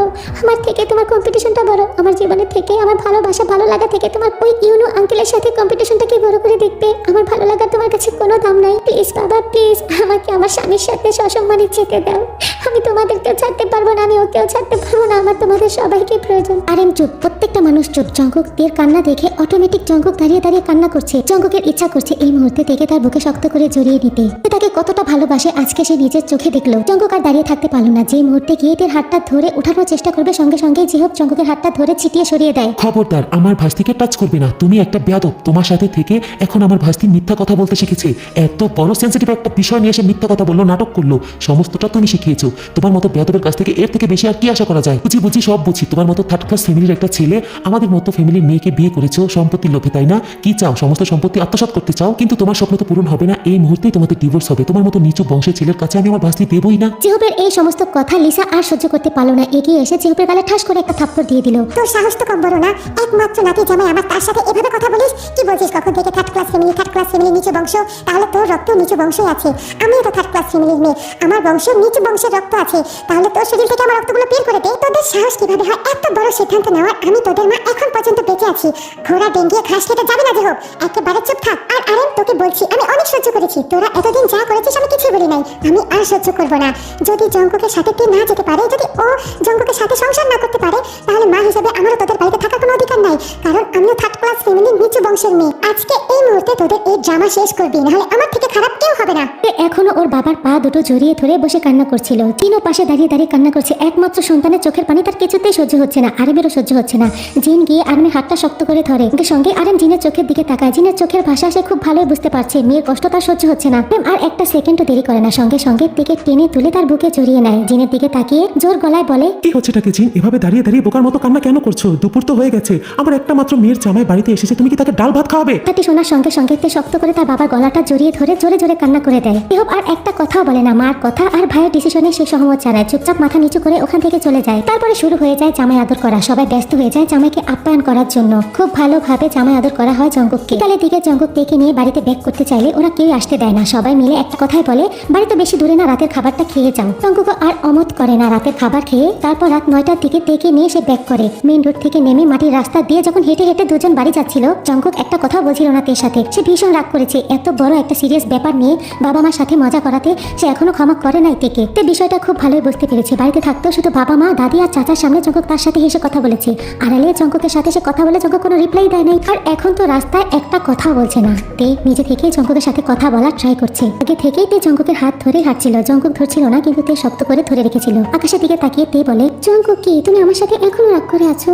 প্লিজ কথা বলো, আমার সাথে রাগ করে থেকো না। দেখো আকাশে কত সুন্দর চাঁদ উঠেছে। আশেপাশে তাকিয়ে দেখো, কোথাও কেউই নাই। এই রোমান্টিক পরিবেশের প্রকৃতির সাথে একটু রোমান্টিক ভাবে জ্যোৎস্না বিলাস করি, কত রাগ করে থাকবে? জঙ্কুক চুপ করে তের কথা শুনছে আর হাঁটছে। তে নানান কথা বলছে জঙ্কুকের রাগ ভাঙানোর জন্য। জঙ্কুক কি আই ওয়ান্ট ইউর ইচ্ছে আদর। তে পেছন দিক দিয়ে জঙ্কুকের গলাটা জড়িয়ে ধরে জঙ্কুকের নেকে কিস করে কথাটা বলে না। তারপরও জঙ্কুক কোনো প্রকার রেসপন্সই করছে না, সে তার মতো চুপচাপ হাঁটছে। জঙ্কুক তো তের উপর একটু অভিমান করেছিল, কিন্তু সেটা তো তখনই শেষ হয়ে গেছে যখন শ্বশুর বাড়ি থেকে বের হওয়ার পর সে শক্ত করে তার হাতটা ধরেছিল। কিন্তু এখন জঙ্কুক একটু অভিনয় করছে।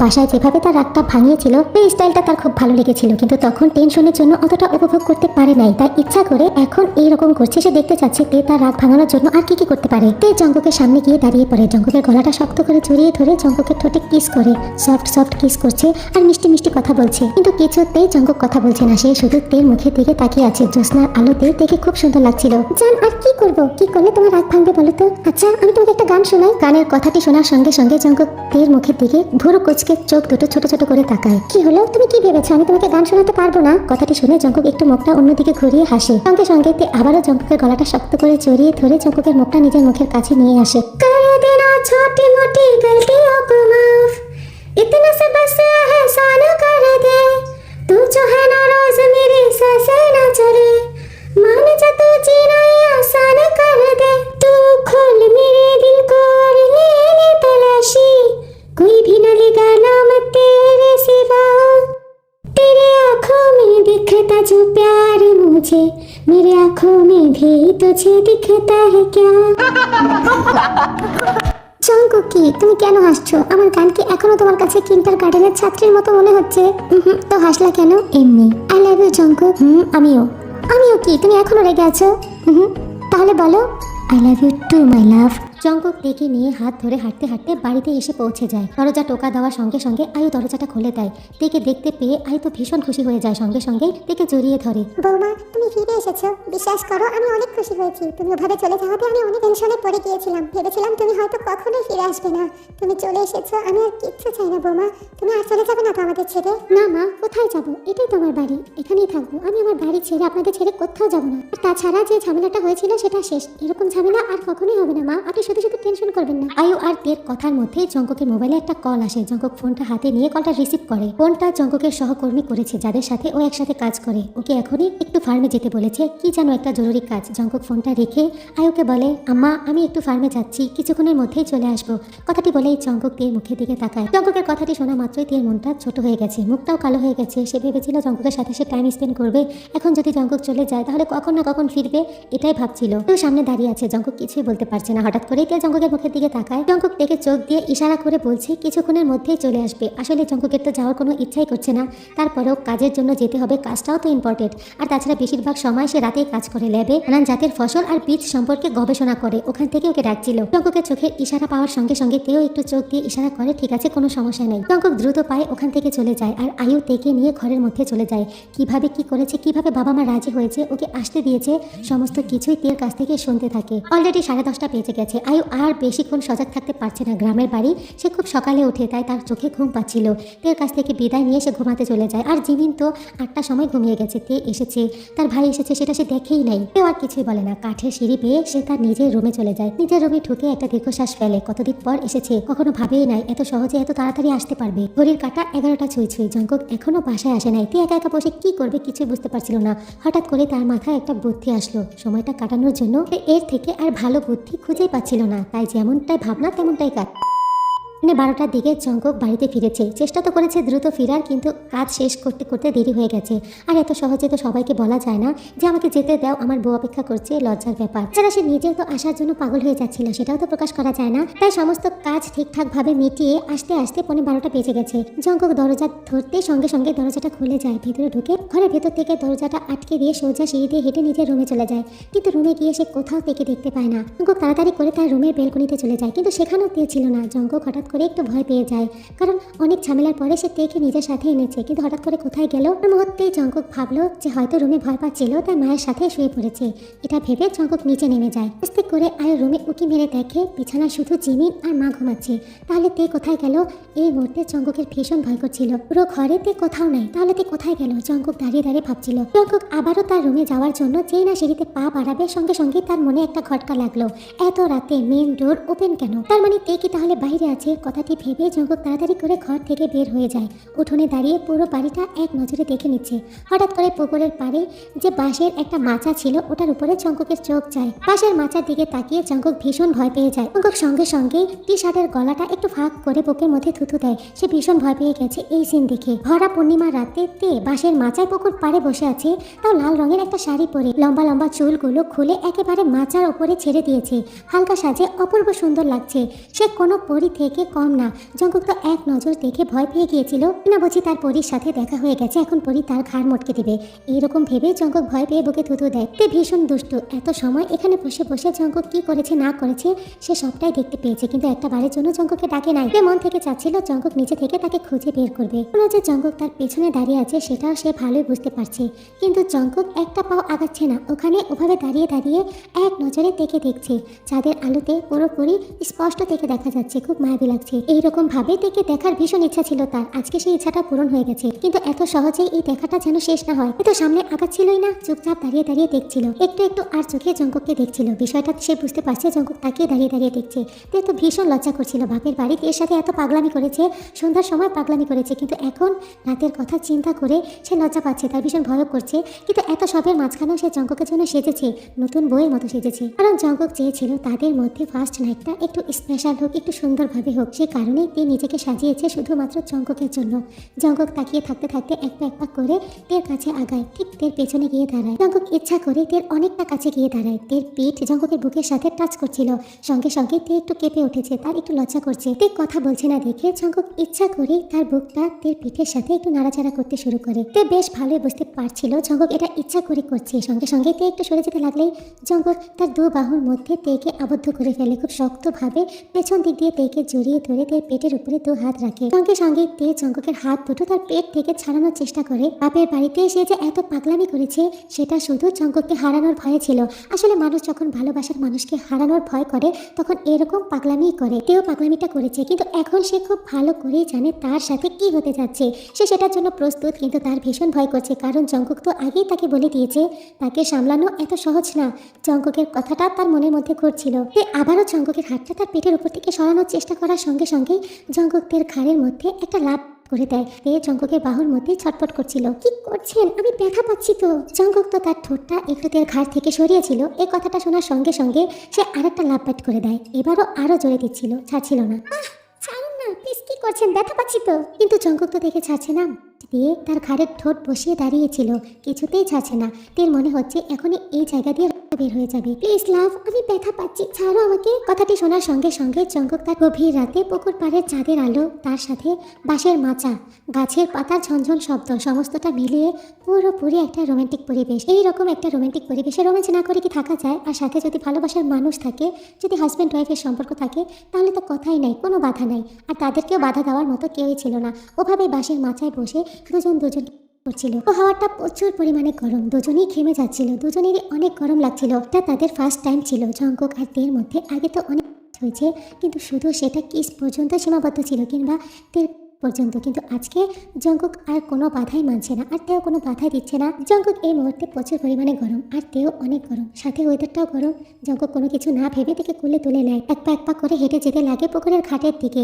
পাকা সিঁড়ি পেয়ে আস্তে আস্তে পুকুরে নেমে যায়। তারপর তেকে আস্তে করে কোল থেকে নামিয়ে পুকুরের পানিতেই তার পায়ের উপরে দাঁড় করায়। কোমর পর্যন্ত পানি ছিল। পুকুরের পানিটা তো এত সময় শান্তভাবে তেকুকের রোম্যান্স দেখছিল, কিন্তু যখনই তারা পানিতে নেমে যায় পানি থেকে ছোট্ট ছোট্ট ঢেউ আসছিল। তাদের আলোতে পুকুরের পানিটা দেখতে খুব সুন্দর লাগছিল। জঙ্কুক দু হাতের তালুতে কিছুটা পানি নিয়ে তের গলায় যে অংশটাতে জোরে করে তাক বসিয়ে দিয়েছিল, এখানে পানি দিতে শুরু করে। একটু একটু করে হাতের তালুতে পানি নিচ্ছিল, আর তের যেখানে পাইট করেছে সেখানে দিচ্ছিল। তে তো আশ্চর্য হয়ে জঙ্কুকের এই কাজগুলোই দেখছিল। লাভ, এত রাতে পুকুরে কেন নামতে হলো? খুব ইচ্ছা ছিল তোমাকে নিয়ে একসাথে পুকুরে মাছ ধরবো। কি? তাই তো নামলাম। তাই যখন সুযোগটা পেয়েছি কাজে লাগাচ্ছি। তাই আর কি কি করতে ইচ্ছা করে আমার সাথে? অনেক কিছু করতে ইচ্ছা করে, আর আজ ভাবছি সবটা করেই ফেলবো। কথাটি বলে জঙ্কুক হাতে বেশি করে পানি নিয়ে তের পুরো শরীরটা ভিজিয়ে দেয়। তের ভেজা শরীরটা স্পষ্টভাবে বোঝা যাচ্ছিল। তার শরীরের গঠন জঙ্কুকের চোখের সামনে দৃশ্যমান। না, জঙ্কুক আর নিজেকে করতে পারলো না। দু হাত দিয়ে তেকে নিজের কাছে টেনে নিল, তার শরীরের সাথে মিশিয়ে একের পর এক করে যাচ্ছে পাগলের মতো। এই মুহূর্তে তেকে আরো গভীরভাবে চাই জঙ্কুকে, সে আর নিজেকে সামলাতে পারছে না, এই মুহূর্তেই চাই, এই মুহূর্তে তার তেকে লাগবে পুরোপুরি ভাবে। তাড়াতাড়ি করে তেকে আবার কোলে তুলে নেয় আর এভাবে ভেজা শরীরে ঘরে ঢুকে সিঁড়ি বেয়ে নিজের রুমে চলে যায়। রুমে ঢুকেই তেকে কোল থেকে নামিয়ে তাড়াতাড়ি করে দরজা বন্ধ করে দেয়। তারপর তের কাছে এসে পাগলের মতো তের শরীর থেকে কাঁপতে শুরু করে। ঘরের তো লাইট অন ছিল, তের তো ভীষণ লজ্জা করছে, সে বারবার জঙ্কুকের হাতটা ধরে ফেলছে, এটা করতে বাধা দিচ্ছে, বারবার না করছিল, কিন্তু জঙ্কুক শুনছিল না। সে পাগলের মতো তের কথা ইগনোর করে থেকে পুরো খুলে ফেলে, এক প্রকার জোর করে নিয়ে তেকে শুয়ে দেয়। তের তো খুব লজ্জা লাগছে, কিন্তু তেও এমনটাই চায়, তাই লজ্জায় চোখ বন্ধ করে রেখেছিল। জঙ্কুক নিজেকে তের উপরে উঠে পড়ে, তারপর একটা কথা বলে না, তের সাথে মেকিং স্টার্ট করে দেয়। প্লিজ লাইটটা অফ করো। জান পাখি, আমি তোমাকে দেখতে চাই, প্লিজ, সারাদিনই তো দেখো, এভাবে দেখার কি আছে, লাইটটা অফ করে দাও না। এভাবেও দেখবো, সব রকম করে দেখবো, সমস্ত রকম ভাবে আমি তোমাকে দেখবো। জঙ্কুক কি প্লিজ, চুপ, একটা কথা বলবা না। সারাটা রাত জঙ্কুক থেকে এভাবেই জ্বালিয়ে গেছে। তে যখনই ঘুমানোর প্রস্তুতি নিয়েছে ঠিক তখনই জঙ্কুকের কর্মকাণ্ডের মুখে পড়ে সে আর ঘুমাতে পারে নাই। রাত 4টার দিকে জঙ্কুক থেকে কোলে করে গোসলখানায় নিয়ে যায়। যেহেতু গ্রামের বাড়ি, তার রুমের মধ্যে কোনো ওয়াশরুম নাই, ওয়াশরুমে কিংবা গোসলখানায় যেতে হলে তাকে ঘর থেকে বের হয়ে নিচে যেতে হয়। জঙ্কুক থেকে কোলে করে গোসলখানায় নিয়ে যায় এবং দুজনে গোসল করে থেকে আবার কোলে করে এনে নিজের পাশে শুয়ে দেয়। সকাল 7টার দিকে তার ঘুম ভেঙে যায়। তাড়াতাড়ি করে ঘুম থেকে উঠে সে হাত মুখ ধুয়ে শাশুড়ি মার কাছে রান্নাঘরে চলে যায়। জঙ্কুক তো সারা রাত বুলডোজার চালাতে ব্যস্ত ছিল, যে কারণে সে এত সহজে ঘুম থেকে উঠতে পারে নাই। জঙ্কুকের ঘুম ভাঙতে ভাঙতে সকাল 9টা বেজে গেছে। ঘুম থেকে উঠে সে বিছানার এপাশে ওপাশে সারা রুমে থেকে কোথাও খুঁজে পাচ্ছিল না। জঙ্কুক ব্রাশে পেস্ট লাগিয়ে আস্তে করে সিঁড়ি দিয়ে নেমে নিচে চলে আসে। চোখ দুটো শুধু তেকেই খুঁজছে। ঘরের মধ্যে তেকে না দেখতে পেরে সোজা বাইরে চলে আসে। সিঁড়ির উপরে বসে ব্রাশ করছিল আর রান্নাঘরে তাকিয়ে তেকে দেখছিল। যখনই বুঝতে পারলো জঙ্কুক উঠে পড়েছে আর সিঁড়িতে বসে বসে তার দিকে তাকিয়ে আছে, সঙ্গে সঙ্গে একটা লম্বা ঘুমটা টানে। লজ্জায় কিছুতেই জঙ্কুকের দিকে তাকাতে পারছিল না। সারা রাতের কথা ভেবে সে ভীষণ লজ্জা পাচ্ছিল, মাথা নিচু করে ঘুমটা টেনে বসেছিল। রাতের বেলার সমস্ত কথা তার মনে পড়ে যাচ্ছিল, রাতে কি কি করেছে না করেছে। ঘরে লাইট অন ছিল, কিছুতেই জঙ্কুকের চোখের দিকে সে তাকাতে পারছে না। প্রচুর পরিমাণে লজ্জা হচ্ছিল তার। সে এখন কি করবে কিছু বুঝতে পারছে না। দরজার সামনে বসে আছে, ঘরেও যেতে পারছে না, শাশুড়ি মার সামনে থেকে উঠে যেতেও পারছে না। জঙ্কুক দেখে দেখে ভীষণ হাসছিল আর ব্রাশ করছিল। হাসতে হাসতে জঙ্কুক এক পর্যায়ে বলে, এই বাড়িতে কি কেউই নাই যে আমাকে মুখ ধোয়ার জন্য এক মুখ পানি এনে দেবে? তে ঠিক বুঝতে পারছে কথাটা তাকে বলে। সঙ্গে সঙ্গে আয়ু তের মুখের দিকে তাকায়। তে এক নজর আয়ুর চোখের দিকে তাকিয়ে মাথাটা নিচা করে নেয়। আয়ু সমস্তটাই বুঝতে পারছে। সকাল সকাল থেকে দেখে সে বুঝতে পেরেছে তাদের মধ্যে কি হয়েছে। তাছাড়া তের গালে লাভবাটের দাগ, গলায় লাভবাটের দাগ, যেটা স্পষ্টভাবে জানান দিচ্ছিল তাদের মধ্যে কি কি হয়েছে। আয়ু তেকে পানি আনতে যেতে বলবে, হঠাৎ করে পাশের বাড়ির একজন লোক চলে আসে পানি নেওয়ার জন্য। তখন আয়ু ইচ্ছা করে আর তেকে কল পারে পাঠায় না, জিমিনকে ডেকে বলে যে তোর ভাইয়ের জন্য এক মুখ পানি দিয়ে আয়। জিমিনও কোনো প্রকার কোনো কথা বলে না, কলে যায়, এক মুখ পানি ভরে এনে জঙ্কুককে দেয়। জঙ্কুক হাত মুখ ধুচ্ছে আর তে দিকে তাকিয়ে তাকিয়ে দেখছে। হাত মুখ ধোয়া শেষ করে জঙ্কুক তার নিজের রুমে চলে যায়। সকালে নাস্তার আইটেমে ছিল পরোটা আর ডিম দিয়ে আলু ভাজি। আয়ু খুব চালাকির সাথে আলু ভাজি আর রুটিগুলো তের হাতে দিয়ে বলে নাস্তাটা জঙ্কুককে রুমে দিয়ে আসতে। তে তো লজ্জা করছিল, না করতে চেয়েও সে আর না বলতে পারে না তার শাশুড়িকে।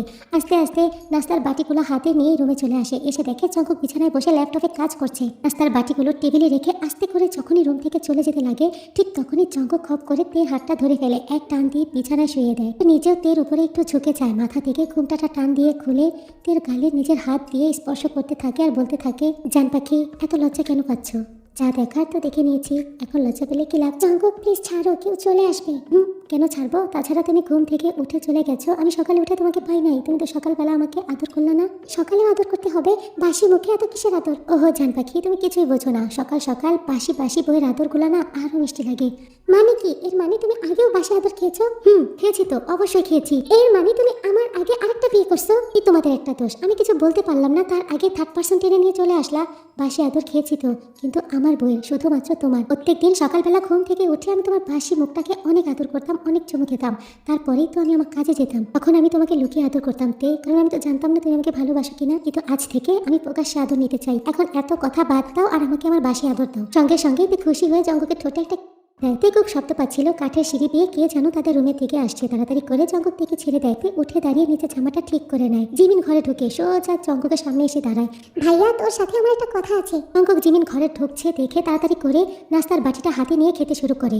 বল, কি জানতে চাস? আচ্ছা ভাইয়া, স্বপ্ন কি কখনো বাস্তবের মতো হয়?